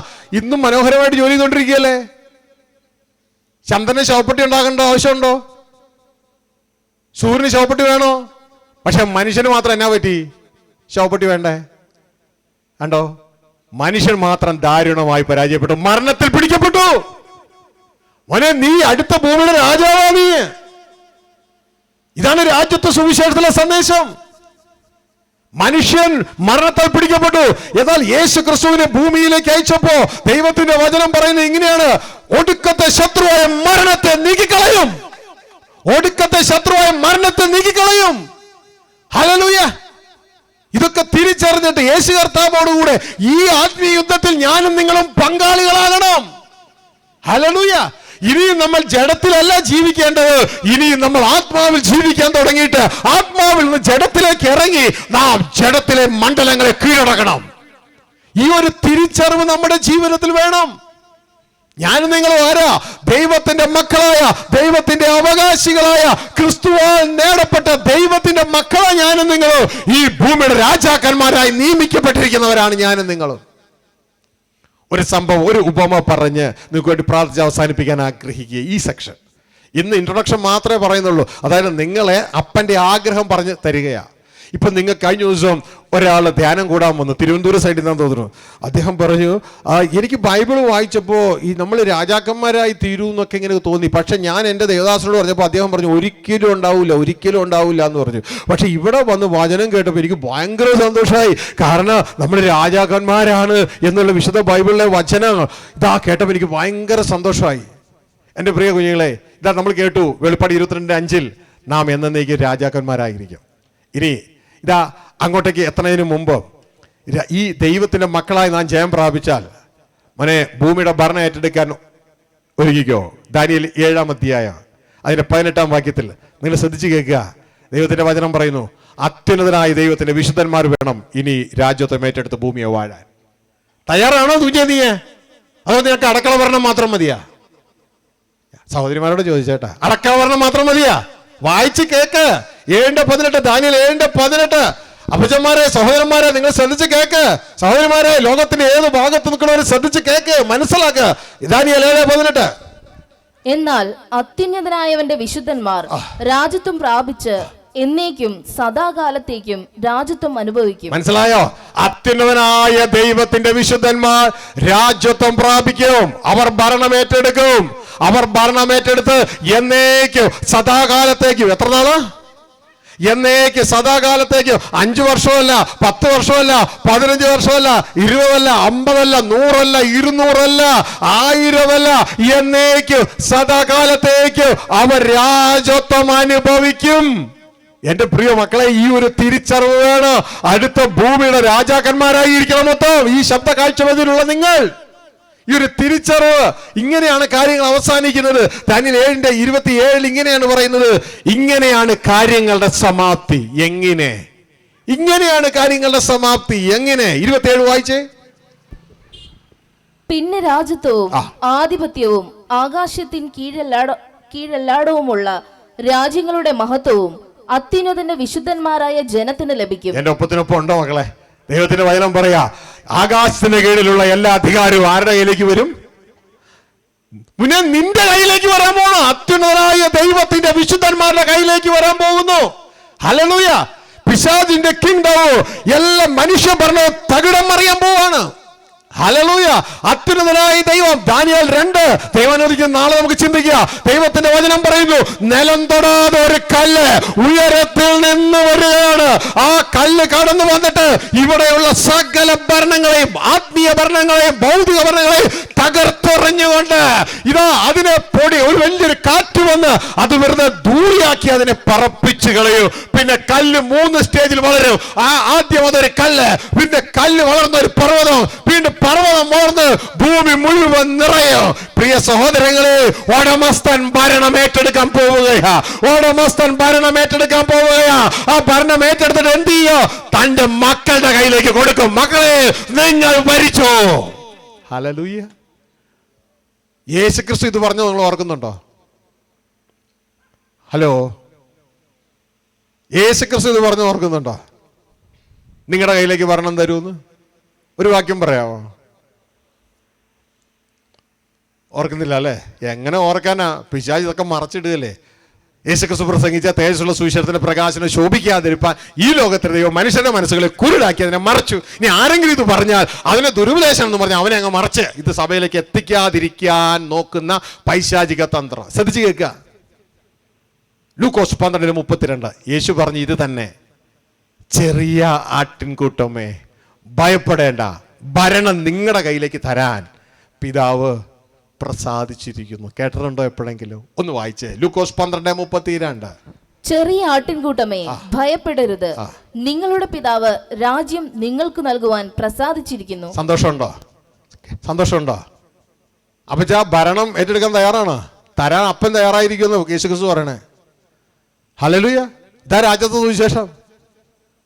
ഭരണം നിങ്ങളുടെ കയ്യിലേക്ക് തരാൻ പിതാവ് പ്രസാദിച്ചെന്ന് എന്റെ റിപ്പോർട്ടല്ല, യേശുവിന്റെ റിപ്പോർട്ടാ. ഹല്ലേലൂയ. ഇത് ദാനിയേൽ പ്രവാചകന്റെ പുസ്തകത്തിൽ പറഞ്ഞ അത് തന്നെ ഇവിടെ പറയുന്നത്. ചെറിയ ആട്ടിൻകൂട്ടമേ, അതിന്റെ അർത്ഥം കുറച്ചു പേരെ ഇതിലുണ്ടാവുള്ളൂ. ചെറിയ ആട്ടിൻകൂട്ടമേ ഭയപ്പെടേണ്ട, രാജ്യത്വം, ഭരണം, ഗവൺമെന്റ് നിങ്ങളുടെ കയ്യിലേക്ക് തരാൻ നിങ്ങളുടെ അപ്പം പ്രസാദിച്ചിരിക്കുന്നു. ഹല്ലേലൂയ. അത്യുന്നത വിശുദ്ധന്മാർ എന്നേക്ക് രാജ്യത്വം ഏറ്റി ഭൂമിയെ വാഴാൻ പോകുന്നു. എന്റെ പൊന്നു മക്കളെ, ഇത് സ്പിരിച്വൽ പൊളിറ്റിക്കൽ മാറ്റർ. ഹല്ലേലൂയ. ഒരു പൊളിറ്റീഷ്യൻ എന്ന് പറഞ്ഞാൽ അവന് രാഷ്ട്ര നിർമ്മാതാവ്. ഹല്ലേലൂയ. ഓരോ ദൈവദാസരോ അവനൊരു പൊളിറ്റീഷ്യനാ. റിയലി ദൈവരാജ്യം പ്രസംഗിക്കുന്നവനാണെങ്കിൽ അവനൊരു പൊളിറ്റീഷ്യനാ. ഇതുകൊണ്ടാണ് ദൈവത്തിന്റെ വചനത്തില് മലയാളത്തിൽ ട്രാൻസ്ലേഷൻ കറക്റ്റ് അല്ല. 1 പത്രോസ് 2:9 പറയുന്നുണ്ട്, നിങ്ങളോ അന്ധകാരത്തിൽ തന്റെ അത്ഭുത പ്രകാശത്തിലേക്ക് വിളിച്ചവന്റെ സൽഗുണങ്ങളെ ഘോഷിപ്പാൻ തെരഞ്ഞെടുത്ത എന്ന് പറഞ്ഞിട്ട് അവിടെ പറയുന്നുണ്ട് ഒരു വിശുദ്ധ വംശം എന്ന്. അല്ലേ? നിങ്ങൾ ആരെങ്കിലും വായിച്ചിട്ടുണ്ടോ? വിശുദ്ധ വംശം. അതിന്റെ ഇംഗ്ലീഷ് എന്നാന്ന് നിങ്ങൾക്ക് അറിയാമോ? ഹോളി നേഷൻ, പരിശുദ്ധ രാഷ്ട്രം. മനസ്സിലായ? പരിശുദ്ധ രാഷ്ട്രം. ഹല്ലേലൂയ. പരിശുദ്ധ രാഷ്ട്രം. UHNG, united holy nation of God. UN എന്ന് കേട്ടിട്ടുണ്ട? ഇതേപോലെ അത് പരിശുദ്ധ രാഷ്ട്രം. ദൈവത്തിന്റെ പരിശുദ്ധ രാഷ്ട്രമാണ് നാം. ഹല്ലേലൂയ. വീട്ടിൽ പോയിട്ട് അതിന് ഇംഗ്ലീഷ് ബൈബിൾ ഒന്ന് വായിച്ച് നോക്കണം കേട്ടോ. മലയാളം ഇപ്പൊ ഒന്ന് വായിച്ചേ. നിങ്ങളോ അന്ധകാരത്തിൽ നിന്ന് തന്റെ അത്ഭുത പ്രകാശത്തിലേക്ക് നിങ്ങളെ വിളിച്ചവന്റെ സൽഗുണങ്ങളെ ഘോഷിപ്പാൻ തക്കവണ്ണം തിരഞ്ഞെടുക്കപ്പെട്ട ഒരു ജാതിയും രാജകീയ പുരോഹിത വർഗവും വിശുദ്ധ വംശവും. മതി. വിശുദ്ധ വംശം എന്ന് പറഞ്ഞ സംഭവം ഉണ്ടല്ലോ, അത് വേറെ ഒന്നുമല്ല, ഹോളി നേഷൻ. മനസ്സിലായോ? Holy nation, united holy nation of God. Hello, UK എന്ന് കേട്ടിട്ടുണ്ടോ? ഹല്ലേലൂയ. യുണൈറ്റഡ് കിങ്ഡം അല്ലെ? 4 രാജ്യങ്ങൾ കൂടി ഒരു കിങ്ഡം ആയിരിക്കുകയാണ്. Hallelujah. England, Ireland, Wales, Scotland, ഇത് 4 കൂടി UK, യുണൈറ്റഡ് കിങ്ഡം. ഹല്ലേലൂയ. ഇതേപോലെ ഞാനും നിങ്ങളും എല്ലാം കൂടി ദൈവത്തിന്റെ കിങ്ഡമായി തീരുകയാണ്. ഏതൊക്കെയാണ്? സ്വർഗസ്ഥ പിതാവ്, ക്രിസ്തു, ശാന്തിയും, മോളിയും, തൊമ്മനും, മാത്യു, ഷാജിയും, സിനു എല്ലാം കൂടി ചേർന്ന് UHNG, united holy nation of God, എല്ലാം കൂടി ഒരു രാഷ്ട്രമായി മാറുകയാ. ക്രിസ്തുവിൽ നമ്മൾ ഏക ശരീരമായി വിളിച്ചിരിക്കുന്നു. One body setup. We are in union with God in new creation. Hallelujah. ഈ ന്യൂ ക്രിയേഷനെ കുറിച്ച് ബൈബിളിലില്ല. ഹല്ലേലൂയ. അപ്പൊ ഇതൊക്കെ നമ്മൾ അറിയണം, മനസ്സിലാക്കണം. എന്റെ പൊന്നു മക്കളെ, നമ്മൾ ആരാണ്? സ്പിരിച്വൽ പൊളിറ്റിക്കൽ മാറ്റർ സംസാരിക്കുന്ന. എന്താ spiritual political matter, physical political matter തമ്മിലുള്ള വ്യത്യാസം? ഫിസിക്കൽ പൊളിറ്റിക്കൽ മാറ്ററിൽ നമ്മൾ ഇലക്ഷൻ തെരഞ്ഞെടുത്ത് ജനങ്ങളാണ് നമ്മളെ തെരഞ്ഞെടുക്കുന്നത്. എന്നാൽ സ്പിരിച്വൽ പൊളിറ്റിക്കൽ മാറ്ററിൽ ജനങ്ങളല്ല നമ്മളെ തെരഞ്ഞെടുക്കുന്നത്, ദൈവമാണ് നമ്മളെ തെരഞ്ഞെടുക്കുന്നത്. അല്ലല്ലോ, ഞാൻ പറഞ്ഞില്ലേ, ആ ഇലക്ഷന് വോട്ട് ചെയ്യാൻ നിൽക്കുമ്പോൾ എല്ലാ കാൻഡിഡേറ്റ്സിന്റെ ഒക്കെ സ്ഥാനാർത്ഥികളുടെ നോട്ടം ഞങ്ങൾക്കൊന്ന് വോട്ട് ചെയ്യേ എന്നുള്ളതാണ് ആ സ്ഥാനാർത്ഥികളുടെ നോട്ടം. നിങ്ങൾ വേണം ഞങ്ങളെ തെരഞ്ഞെടുക്കാൻ. എന്നാൽ ദൈവരാജ്യത്തിൽ അങ്ങനെയല്ല കേട്ടോ. ദൈവരാജ്യത്തിൽ അങ്ങനെയല്ല. ഇതിന്റെ രീതി നിങ്ങൾ അറിയണം. നാളെ നമുക്ക് കൂടുതലായിട്ട് പഠിക്കാം. ശ്രദ്ധിച്ച്, ദൈവരാജ്യത്തിൽ അങ്ങനെയല്ല. ശ്രദ്ധിച്ചു കേട്ടോ, ദൈവദാസന്മാരെ ശ്രദ്ധിച്ചു കേട്ടോ. ദൈവരാജ്യത്തിൽ ആദ്യം തന്നെ ഇത് സെലക്ഷൻ എന്ന് പറയുന്നത്, ആദ്യം തന്നെ പിതാവ് നമ്മളെ അട്രാക്ട് ചെയ്യും. ഹല്ലേലൂയ. രണ്ടാമത് യേശുക്രിസ്തു നമ്മളെ തെരഞ്ഞെടുക്കും. മൂന്നാമത് യേശുക്രിസ്തു നമ്മളെ പിതാവിന്റെ മുമ്പിൽ നോമിനേറ്റ് ചെയ്യും, ഏറ്റുപറയും. ഹല്ലേലൂയ. ഈ 3 സ്റ്റേജ് കഴിയുമ്പോഴാണ് നമ്മൾ ഭരണാധികാരികളായി, അംഗങ്ങളായി മാറുക. ഹല്ലേലൂയ. നാളെ നമുക്ക് കൂടുതലായിട്ട് കേൾക്കാം. ഒന്നാമത് ഇതാ പിതാവിനാൽ ആകർഷിക്കപ്പെടാതെ ആർക്കും എൻ്റെ അടുക്കൽ വരാൻ പറ്റത്തില്ല. രണ്ടാമത് യേശു പറയുന്നു, നിങ്ങൾ എന്നെ തെരഞ്ഞെടുത്തതല്ല, ഞാൻ നിങ്ങളെ തെരഞ്ഞെടുത്തതാ. മൂന്നാമത് യേശു പറയുന്നു, നീ ജയിച്ചാൽ ഞാൻ എൻ്റെ പിതാവിന്റെയും തന്റെ ദൂതന്മാരുടെ മുമ്പിൽ ഞാൻ നിന്നെ ഏറ്റുപറയും. ഹല്ലേലൂയ. നിങ്ങൾക്ക് ഭരണാധികാരികളാകണോ? ആകണോ? ഹല്ലേലൂയ. നാളെ നേരത്തെ ആളുകളെ കൂട്ടിക്കൊണ്ടുവരണം. ഹല്ലേലൂയ. നമുക്ക് നിത്യം ദൈവരാജ്യത്തിലെ ഭൂമിയുടെ രാജാക്കന്മാരായി മാറാനുള്ളതാ. അപ്പൊ ഇതിന്റെ മെത്തേഡ് നമ്മൾ തിരിച്ചറിയണം. മെത്തേഡ് തിരിച്ചറിഞ്ഞിട്ട് വേണം നാം ഇവിടെ പ്രവർത്തിക്കാനായിട്ട് ഇടയാകാൻ. പ്രിയ സഹോദരങ്ങളെ, ലൂക്കോസ് സുവിശേഷം അതിലൊരു ഉപമയുണ്ട്, അത് പറഞ്ഞ് നമ്മളങ്ങ് അവസാനിപ്പിക്കുക. പലർക്കും സംശയം രാജാക്കന്മാരാകുമെന്നല്ലേ. പകരം നിങ്ങൾ ഇങ്ങനെ ചോദിക്കണം, എനിക്ക് എത്ര രാജ്യത്തിന്റെ രാജാവാകണം, എത്ര പട്ടണങ്ങളുടെ രാജാവാകണം, അത് തീരുമാനിക്കുക. ഹല്ലേലൂയ. എന്നിട്ട് അതനുസരിച്ചുള്ള യോഗ്യത തെളിയിക്കണം. ലൂക്കോസ് സുവിശേഷത്തിൽ ഒരു ഉപമയുണ്ട്, നാളെ നിങ്ങൾ പഠിച്ചുകൊണ്ട് വരണം. ഞാൻ ഇതങ്ങ് പറഞ്ഞു വിടാം കേട്ടോ, ഇതങ്ങ് പറഞ്ഞു വിടാം. ശ്രദ്ധിച്ചേ, അതില് ദൈവരാജ് വീട്ടിൽ പോയിട്ട് ലൂക്കോസ് 19:11 മുതൽ വായിച്ചിട്ട് വേണം നാളെ വരാൻ. അവിടെ പറയാണ്, ദൈവരാജ്യം ഇപ്പോ വരുമെന്ന് യേശുവിന്റെ പ്രസംഗം കഴിഞ്ഞപ്പോൾ ജനത്തിന് തോന്നി. ഉടനെ യേശു പറഞ്ഞു, അതങ്ങനെയല്ല എന്നർത്ഥത്തിൽ. കുലീനനായൊരു മനുഷ്യൻ രാജ്യത്വം പ്രാപിച്ച് മടങ്ങി വരണമെന്ന് വെച്ച് ദൂരദേശത്തേക്ക് പോയി. അയാളാണ് യേശു കേട്ടോ. പോയിട്ടുണ്ട് യേശു. എന്താ മടങ്ങി വരാത്തെ? രാജ്യത്വം പ്രാപിച്ചിട്ടില്ല. രാജ്യത്വം പ്രാപിച്ച് താൻ സ്വന്തമായി രാജാവാ, പക്ഷേ ഇപ്പോൾ അവകാശമായിട്ട് എടുക്കാൻ പറ്റത്തില്ല. അതിന്റെ കാര്യം നാളെ നമുക്ക് എടുക്കാം. അപ്പോ രാജ്യത്വം പ്രാപിച്ച് മടങ്ങി വരണം. അപ്പൊ മടങ്ങി വരാത്തതിന്റെ കാരണം എന്താണെന്ന് വെച്ചാൽ രാജ്യത്വം പ്രാപിച്ചാലേ മടങ്ങി വരാൻ പറ്റൂ. രാജ്യത്വം പ്രാപിച്ച് മടങ്ങി വരണം എന്ന് വെച്ചാൽ ദൂരദേശത്തേക്ക്, അതാണ് പിതാവിന്റെ അടുക്കിലേക്ക് യാത്രയായി. ഇനി ഇവിടെ പോണ സമയത്ത് 10 ദാസന്മാരെ വിളിച്ചിട്ട് അവർക്ക് 10 ദ്രഹ്മ കൊടുത്തു, 10 വെള്ളി കൊടുത്തു. അപ്പൊ ഒരാൾക്ക് എത്ര കിട്ടി? 10 പേരെ വിളിച്ച് 10 കൊടുത്ത ഒരാൾക്ക് എത്ര കിട്ടി? ഭയങ്കര കണക്കാ, കമ്പ്യൂട്ടറൊക്കെ വേണം പഠിക്കണമെങ്കിൽ. ശരിക്ക് 10 ദ്രഹ്മ 10 പേർക്ക് കൊടുത്തപ്പോൾ ഒരാൾക്ക് എത്ര കിട്ടി? 1 കിട്ടി അല്ലേ? ഹല്ലേലൂയ. അങ്ങനെ 1 തന്നിട്ട് പറഞ്ഞു, ഞാൻ പോവാ, വ്യാപാരം ചെയ്തോളാൻ പറഞ്ഞു. വ്യാപാരം ചെയ്തോളാൻ പറഞ്ഞു. ആ വ്യാപാരം ചെയ്ത സമയത്ത് ഒരാള്, ഈ കുലീനായ മനുഷ്യൻ തിരികെ വന്നപ്പോ ആദ്യത്തെ ആള് പറഞ്ഞു, നീ തന്ന 1 ദ്രഹ്മ കൊണ്ട് ഞാൻ 10 ഉണ്ടാക്കി എന്ന് പറഞ്ഞു. രാജാവ് പുള്ളിയോട് പറഞ്ഞു, ആ പട്ടണം, ഈ പട്ടണം, ഈ പട്ടണം, ആ പട്ടണം, ഈ പട്ടണം, ഈ പട്ടണം, 10 പട്ടണങ്ങളുടെ രാജാവായിക്കോളാൻ പറഞ്ഞു. മനസ്സിലായോ? 10 പട്ടണങ്ങളുടെ രാജാവാകാൻ നീ. ഹല്ലേലൂയ. അപ്പൊ അടുത്ത ആള് വന്നിട്ട് പറഞ്ഞു, നീ തന്ന ദ്രഹ്മ കൊണ്ട് ഞാൻ 5 ദ്രഹ്മ സമ്പാദിച്ചെന്ന് പറഞ്ഞു. നിനക്ക് 10 വേണ്ട, 5 മതി. അത് ആ കാണുന്ന 5 പട്ടണങ്ങളുടെ രാജാവായിക്കോളാൻ പറഞ്ഞു. വീട്ടിൽ പോയി വായിച്ചു നോക്കണേ. ഇതാണ് രാജ്യത്വത്തിന്റെ സുവിശേഷം. ഹല്ലേലൂയ. മോനെ, നീ രാജാവാകുമെന്നല്ലേ ചോദിക്കണ്ടേ, നിനക്ക് എത്ര പട്ടണം വേണം? ഒന്ന് ചിന്തിച്ച, നിനക്ക് എത്ര ഏരിയ വേണം വാഴാൻ? ഇതാ യേശു പറഞ്ഞ, ചെറിയ ആട്ടുംകൂട്ടമേ ഭയപ്പെടേണ്ട, ഭരണം നിങ്ങളുടെ കയ്യിൽ തരുക, നിങ്ങളുടെ പിതാവ് പ്രസാദിച്ചിരിക്കുന്നു. ഹല്ലേലൂയ. എൻ്റെ പ്രിയ കുഞ്ഞുങ്ങളെ, നമ്മൾ ഇവിടം കൊണ്ട് ഇതാ പുഴുവിന് പലഹാരം ഉണ്ടാക്കാൻ വേണ്ടി ശരീരം, ഇതാ നമ്മൾ റൊട്ടിയും ബിരിയാണിയും അതും ഇതും കഴിച്ച് വലിയ ശരീരം ഉണ്ടാക്കി. ഈ ശരീരം എത്ര വലുതായാലും ഇത് മരിച്ചു പോകും. നിസ്സാര സമയം കൊണ്ട് ഇത് പുഴുവിന് പലഹാരമായി തീരും. ഹല്ലേലൂയ. അത് ആരായാലും ശരി, രാജാവിന്റെ ആയാലും ശരി, ദരിദ്രന്റെ ആയാലും ശരി. എന്നാൽ സ്വർഗത്തിലെ ദൈവം നമുക്ക് വിരിച്ച് ഒരുക്കിയിട്ടിരിക്കുന്ന ഒരു ഭാവിയുണ്ട്. ആ ഭാവിയാണ് ദൈവത്തിന്റെ മക്കളായി ക്രിസ്തുവിൽ സ്വർഗരാജ്യത്തിൽ നിത്യം നിലകൊള്ളുകയും ഈ ഭൂമിയുടെ ഭരണാധികാരികളായി ക്രിസ്തുവിന്റെ കീഴിൽ ദൈവത്തിന്റെ ഗവൺമെന്റ് അലങ്കരിക്കുന്നവരായി തീരുക എന്നുള്ളത്. അതുകൊണ്ട് എൻ്റെ പ്രിയ മക്കളെ, ദൈവം നമുക്ക് വേണ്ടി ഒരുക്കിയിരിക്കുന്ന ഭാവിയാണ് ഈ രാജ്യത്വ സുവിശേഷം. നമ്മളാണ് ദൈവത്തിന് വേണ്ടി ഈ ഭൂമിയെ വാഴേണ്ടത്. ഈ ഒരു കാര്യം തിരിച്ചറിഞ്ഞുകൊണ്ട് നമ്മുടെ യോഗ്യത തെളിയിക്കണം. യോഗ്യരാങ്കിൽ മാത്രമേ അതിലേക്ക് പോകൂ. ഇതുകൊണ്ട് ദൈവത്തിന്റെ വചനം പറയുന്നത്, ഞാൻ ജയിച്ചെന്റെ പിതാവിന്റെ സിംഹാസനത്തിൽ ഇരുന്നത് പോലെ ജയിക്കുന്നവനാണ് ഇതിലേക്ക് കടന്നു വരുന്നുള്ളൂ. ജയിക്കുന്നവൻ ദൈവത്തിന്റെ മകൻ, അവൻ ഈ ഭരണത്തിലേക്ക് കടന്നു വരുവാനായിട്ട് ഇടയാകും. ഈ ഒരു തിരിച്ചറിവ് നമ്മുടെ ജീവിതത്തിൽ വേണം. ഇതിനെല്ലാം വേണ്ടിയാണ് നാം പാപത്തിൽ രക്ഷ പ്രാപിക്കാൻ യേശു കാൽവരിയിൽ നമുക്ക് വേണ്ടി യാഗമായത്. ആ യേശു കാൽവരിയിൽ യാഗമായതിന്റെ ഗുണം നമ്മൾ ഏറ്റെടുക്കണം. യേശുവിനെ കർത്താവ് രക്ഷിതാവുമായി സ്വീകരിച്ച് നാം ഏറ്റെടുക്കുമ്പോൾ അത് ഒരു പ്രാവശ്യം ചെയ്താൽ മതി കേട്ടോ. ഒറ്റ പ്രാവശ്യം ചെയ്താൽ മതി. ഒരു പ്രാവശ്യം നീ രക്ഷിക്കപ്പെട്ടാൽ മതി. പിന്നെ എന്ത് ചെയ്യണോ? ആ രക്ഷിക്കപ്പെട്ട നാം ഇനി പിൻപിലേക്ക് തിരിയാതെ, no turning back, no turning back, യേശുവെ അനുഗമിച്ച് നമ്മുടെ ലക്ഷ്യത്തിലേക്ക്, ആ പിതാവിന്റെ അടുക്കലേക്ക്, പിതാവിന്റെ ഭവനത്തിലേക്ക് നാം ദൈവത്തിന്റെ മക്കളായി ജയം പ്രാപിച്ച് പ്രാപിച്ച് ജയം പ്രാപിച്ച് സാത്താനെ തോൽപ്പിച്ച് ദൈവത്തിന് ഇഷ്ടമോ നമ്മുടെ ശുദ്ധീകരണം അനുദിനം നമ്മൾ നടക്കുമ്പോൾ പിന്നെ നമ്മളല്ല ജീവിക്കുന്നേ, നമ്മൾ ക്രിസ്തു ജീവിക്കാൻ തുടങ്ങുകയായി. ഹല്ലേലൂയ. നമ്മുടെ യാത്ര മുഴുവൻ ആത്മമണ്ഡലത്തിലാ, ഭൗതിക മണ്ഡലത്തിലല്ല.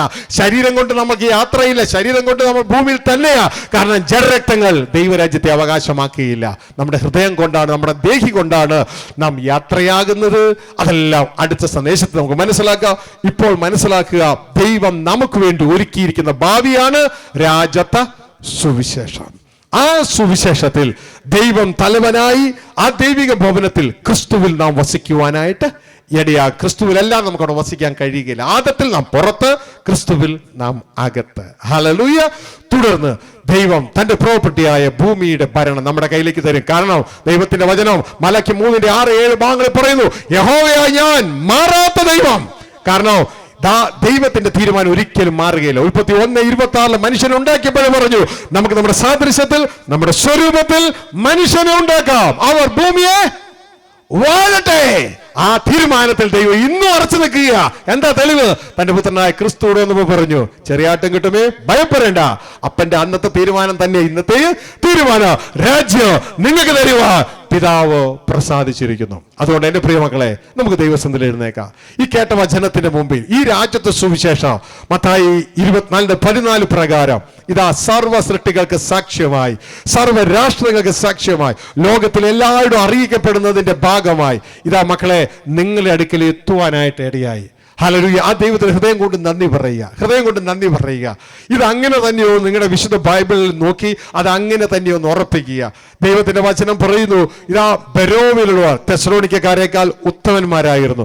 അവർ കേട്ട വചനം അത് അങ്ങനെ തന്നെയോ എന്ന് ഇതാ അവർ ഹൃദയം കൊണ്ട് പരിശോധിച്ച് തങ്ങളെ തന്നെ ആ വചനത്തിന്റെ കീഴിൽ ഏൽപ്പിച്ചു കൊടുക്കുവാനായിട്ട് ഇടയായി. അതുകൊണ്ട് എൻ്റെ പ്രിയ സഹോദര, പ്രിയ സഹോദരി, ഇതാ ഓൺലൈനിലായിരിക്കുന്ന പ്രിയ മക്കളെ, ഒരു നിമിഷം ദൈവസന്നിധിയിൽ നമുക്ക് നമ്മളെ തന്നെ ഏൽപ്പിക്കാം. ദൈവത്തിന് നന്ദി പറഞ്ഞുകൊണ്ട്, അപ്പാ ഈ സന്ദേശം അന്ത്യകാലത്ത് എൻ്റെ ഹൃദയത്തിൽ എത്തുവാൻ അങ്ങ് ഇടയാക്കിയതിനായി നന്ദി എന്ന് ഓരോ ഹൃദയവും ദൈവത്തോട് പറയട്ടെ. മക്കളെ, ഞാനുമായിട്ടില്ല ഇനി നിങ്ങളുടെ കാര്യം. എൻ്റെ ഡ്യൂട്ടി എന്ന് പറയുന്നത് ക്രിസ്തുവിൻ്റെ അവയവമായി ഈ സന്ദേശം നിങ്ങളെ അറിയിക്കുക എന്നുള്ളതാണ്. നിങ്ങളുടെ ഡ്യൂട്ടി എന്ന് പറയുന്നത് നിങ്ങളുടെ ഹൃദയം കൊണ്ട് ദൈവത്തെങ്കിലേക്ക് തിരിയുക എന്നുള്ളതാണ്. ദൈവത്തെങ്കിലേക്കുള്ള മാനസാന്തരമാണ് ദൈവം ആഗ്രഹിക്കുന്നത്. ദൈവത്തെങ്കിലേക്ക് തിരിഞ്ഞാട്ടെ. ദൈവത്തിന്റെ വചനം അപ്പോസ്തലപ്രവൃത്തി 20:21 ഇങ്ങനെ എഴുതിയിരിക്കുന്നു, പൗലോസ് ദൈവത്തിലേക്കുള്ള മാനസാന്തരവും യേശു കർത്താവിലുള്ള വിശ്വാസവും യഹൂദന്മാരോടും യവനന്മാരോടും അറിയിച്ചു. ഹല്ലേലൂയ. ദൈവസന്നിധിയിലേക്ക് ഒന്ന് തിരിഞ്ഞേ, ഹൃദയം കൊണ്ട് ഒന്ന് തിരിഞ്ഞേ. നമ്മളെക്കുറിച്ച് ദൈവം ഒരുക്കിയിരിക്കുന്ന ഭാവി നാം കേട്ടു.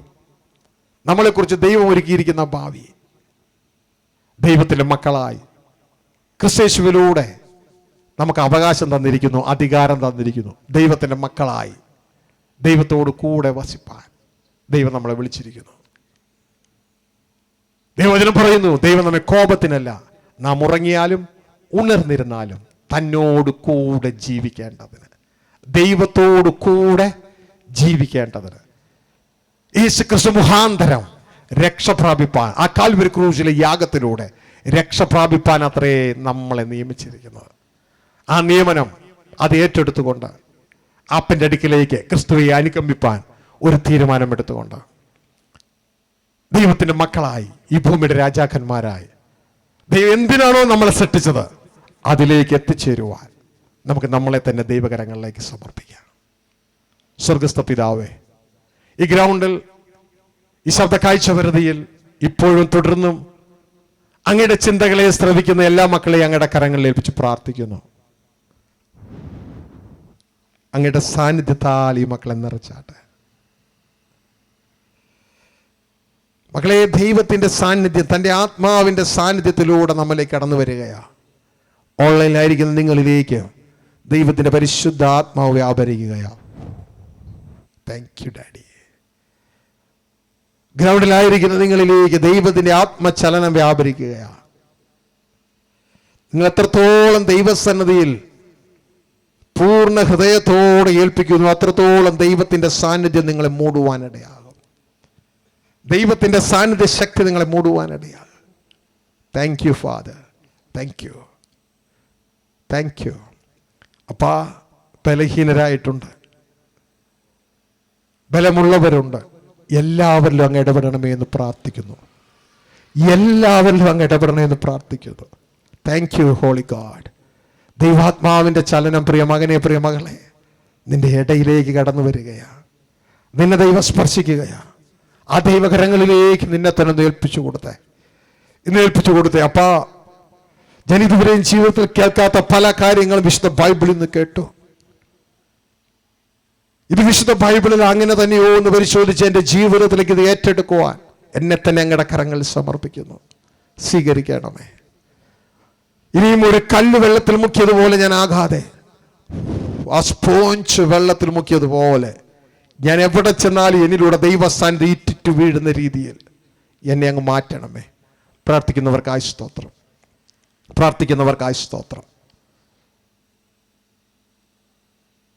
ഞാൻ നിങ്ങൾക്ക് വേണ്ടി പ്രാർത്ഥിക്കുക. സ്വർഗസ്ഥ പിതാവേ, ഈ മക്കളെ ഏവരെയും അങ്ങയുടെ കരങ്ങളിൽ ഏൽപ്പിക്കുന്നു. ഇവർ കേട്ട വചനപ്രകാരം അതിൻ്റെ 100% റിസൾട്ട് കൊയ്യുവാൻ ഈ മക്കളെ അങ്ങ് സഹായിക്കണമേ എന്ന് പ്രാർത്ഥിക്കുന്നു. അപ്പോൾ തന്നെ പല ഭാരങ്ങളും പല പ്രയാസങ്ങളും പല സങ്കടങ്ങളും ഒക്കെ ആയിട്ടാണ് ഈ ദുഷ്ടൻ ഭരിക്കുന്ന ലോകത്ത് അങ്ങയുടെ മക്കളായിരിക്കുന്നത്. അതിൻ്റെ മേലെല്ലാം അങ്ങയുടെ മഞ്ഞുമഴയും അയക്കണമേ എന്ന് പ്രാർത്ഥിക്കുന്നു. പ്രിയ മക്കളെ, വിശ്വാസത്തോടെ നിങ്ങളുടെ വിഷയങ്ങൾ എന്താണോ അങ്ങോട്ടേക്ക് കരനീട്ടിയാട്ടെ. നിങ്ങളുടെ പ്രാർത്ഥന ആവശ്യങ്ങൾ എന്താണോ അങ്ങോട്ടേക്ക് കരനീട്ടിയാട്ടെ. ദൈവത്തിൻ്റെ കരം നിങ്ങളതിൽ കാണും. ദൈവത്തിൻ്റെ പരിഹാരം നിങ്ങളതിൽ കാണും. ഏതെങ്കിലും രീതിയിൽ പാപം നിങ്ങളുടെ ഹൃദയത്തിൽ ദൈവം ഓർപ്പിക്കുന്നുവെങ്കിൽ, ദൈവത്തിൻ്റെ വചനം പറയുന്നു, കോപിച്ചാൽ പാപം ചെയ്യരുത്, പിശാചിന് ഇടം കൊടുക്കരുത്. ദൈവം നമ്മുടെ സകല അകൃത്യങ്ങളെ ക്ഷമിക്കുന്നു, രോഗങ്ങളെ സൗഖ്യമാക്കുന്നു. ഒരു നിമിഷം നമ്മളെ തന്നെ യേശു കർത്താവിൻ്റെ രക്തത്താൽ ഒന്ന് കഴുകപ്പെടുവാൻ ഒന്ന് ഏൽപ്പിച്ചു കൊടുത്താട്ടെ. അനാവശ്യ വാക്കുകൾ പറഞ്ഞ് ശരീരരോഗത്തിലായോ, അനാവശ്യ പ്രവൃത്തികൾ ചെയ്ത് ബിസിനസ് നഷ്ടത്തിലായോ, കുടുംബം ശാപത്തിലായോ, അങ്ങനെയെങ്കിൽ ദൈവത്തോട് ക്ഷമ ചോദിച്ച് യേശു രക്തത്താൽ കഴുകപ്പെടുവാൻ ഏൽപ്പിച്ചു കൊടുത്താട്ടെ. നിങ്ങളുടെ ജീവിതത്തിൽ ദൈവം ആശ്വാസം തരും. യേശു ക്രിസ്തുവിൻ്റെ അടിപ്പിണരാൽ ദൈവം ഞങ്ങൾക്ക് നൽകിയിരിക്കുന്ന സൗഖ്യം ഈ ഹാളിൽ, ഈ ഗ്രൗണ്ടിൽ, ഈ ശബ്ദ കാഴ്ച വെറുതെയിൽ ലോകത്തിൻ്റെ ഏതെല്ലാം ഭാഗങ്ങളിൽ ആരെല്ലാം ശ്രവിക്കുന്നുവോ അവരുടെ എല്ലാം ജീവിതത്തിൽ ദൈവത്തിൻ്റെ സൗഖ്യം വ്യാപരിക്കട്ടെ എന്ന് കൽപ്പിക്കുകയാണ്. ഇവരുടെ വിഷയങ്ങൾ മുകളിൽ ദൈവത്തിന്റെ പരിഹാരം വ്യാപരിക്കട്ടെ എന്ന് കൽപ്പിക്കുകയാണ്. എല്ലാ ജഡികമായ കെട്ടുകളും ആത്മീയമായ കെട്ടുകളും എല്ലാ തിന്മകളും യേശു ക്രിസ്തുവിന്റെ നാമത്തിൽ അഴിഞ്ഞു മാറട്ടെ എന്ന് കൽപ്പിക്കുകയാണ്. ഈ ദേശം സ്വതന്ത്രമാകട്ടെ എന്ന് കൽപ്പിക്കുകയാണ്. എല്ലാ അന്യായമായതും മാറിപ്പോകട്ടെ എന്ന് കൽപ്പിക്കുകയാണ്. ദൈവത്തിന്റെ സത്യവചനത്താൽ തുറന്ന സ്വർഗം ഈ അടൂർ പട്ടണത്തിന് മുകളിൽ പ്രഖ്യാപിക്കുകയാണ്. യേശു ക്രിസ്തുവിന്റെ കർത്തൃത്വം ഇവിടെ പ്രഖ്യാപിക്കുകയാണ്. പരിശുദ്ധാത്മാവിന് പൂർണ്ണ സ്വാതന്ത്ര്യം ഇവിടെ പ്രഖ്യാപിക്കുകയാണ്. ദൈവമേ, ഇത്രത്തോളം അങ്ങയുടെ വചനം ഈ ദേശത്ത് അരുളി ചെയ്യുവാൻ അങ്ങ് തന്ന അവസരത്തിനായി നന്ദി പറയുകയാണ്. ഈ ജനത്തെ പിതാവിന്റെയും പുത്രന്റെയും പരിശുദ്ധാത്മാവിന്റെ നാമത്തിൽ അനുഗ്രഹിക്കുന്നു. ഈ ദേശത്തെ അനുഗ്രഹിക്കുന്നു. ഇവർ നിത്യം അനുഗ്രഹമായി തീരട്ടെ യേശു ക്രിസ്തുവിൻ നാമത്തിൽ തന്നെ. കരങ്ങളെ അടിച്ച് ദൈവത്തിന് മഹത്വം കൊടുത്തേ. കരങ്ങളെ അടിച്ച് ശക്തിയോടെ അടിച്ച് ദൈവത്തിന് മഹത്വം കൊടുത്തേ. ശക്തിയോടെ അടിച്ച് ദൈവത്തിന് മഹത്വം കൊടുത്തേ. ദൈവം നിന്ന് കേൾക്കട്ടെ. ദേശമൊന്ന് മാറട്ടെ. ദേശമൊന്ന് മാറട്ടെ. തുറന്ന സ്വർഗം പ്രഖ്യാപിക്കപ്പെടുകയാണ്. സാത്താന്റെ എല്ലാ അവകാശങ്ങളും മാറിപ്പോവുകയാണ്. ദൈവരാജ്യ സുവിശേഷം ഈ അടൂർ പട്ടണം കേട്ടിരിക്കുകയാണ്. ദൈവത്തിൻ്റെതായ രാജ്യത്ത് ഇവിടെ വാഴട്ടെ. പൈശാചിക രാജ്യത്ത് തകർന്നു മാറട്ടെ. ദൈവത്തിന്റെ ആത്മാവ് ഇവിടെ പുരന്നിരിക്കട്ടെ. പാഴ് ശൂന്യമായ ഭൂമിയെ മനോഹര രൂപമാക്കിയ ദൈവത്തിന്റെ ആത്മാവ് ഈ പട്ടണത്തെയും ജനത്തെയും മനോഹര രൂപമാക്കട്ടെ. ദൈവം നിങ്ങൾ അനുഗ്രഹിച്ചിരിക്കുന്നു. നന്ദി, നമസ്കാരം, താങ്ക് യു. നാളെ നേരത്തെ വരണേ. കൂടുതൽ ആളുകളായിട്ടൊക്കെ കയറി വരണേ. കാരണം നമുക്ക് കൂടുതൽ പഠിക്കാറുണ്ട്. രാജാക്കന്മാരായി തീരണ്ടേ, ദൈവത്തിൻ്റെ മക്കളായി തീരണ്ടേ. അതിന് കൂടുതൽ മനസ്സിലാക്കാനുണ്ട്. ദൈവം അവരെ സഹായിക്കട്ടെ. ഇന്ന് കിട്ടിയ അസൈൻമെന്റ് ഓർമ്മയുണ്ടല്ലോ. ലൂക്കോസ് സുവിശേഷം 19 അധ്യായം 11 മുതൽ നന്നായിട്ട് വായിച്ച് വരിക. അതിൽ നമുക്ക് എത്ര പട്ടണം വേണമെന്ന് തീരുമാനത്തോടുകൂടി വരിക. നാളെ ദൈവം അനുഗ്രഹിക്കട്ടെ. Thank you very much. Praise the Lord.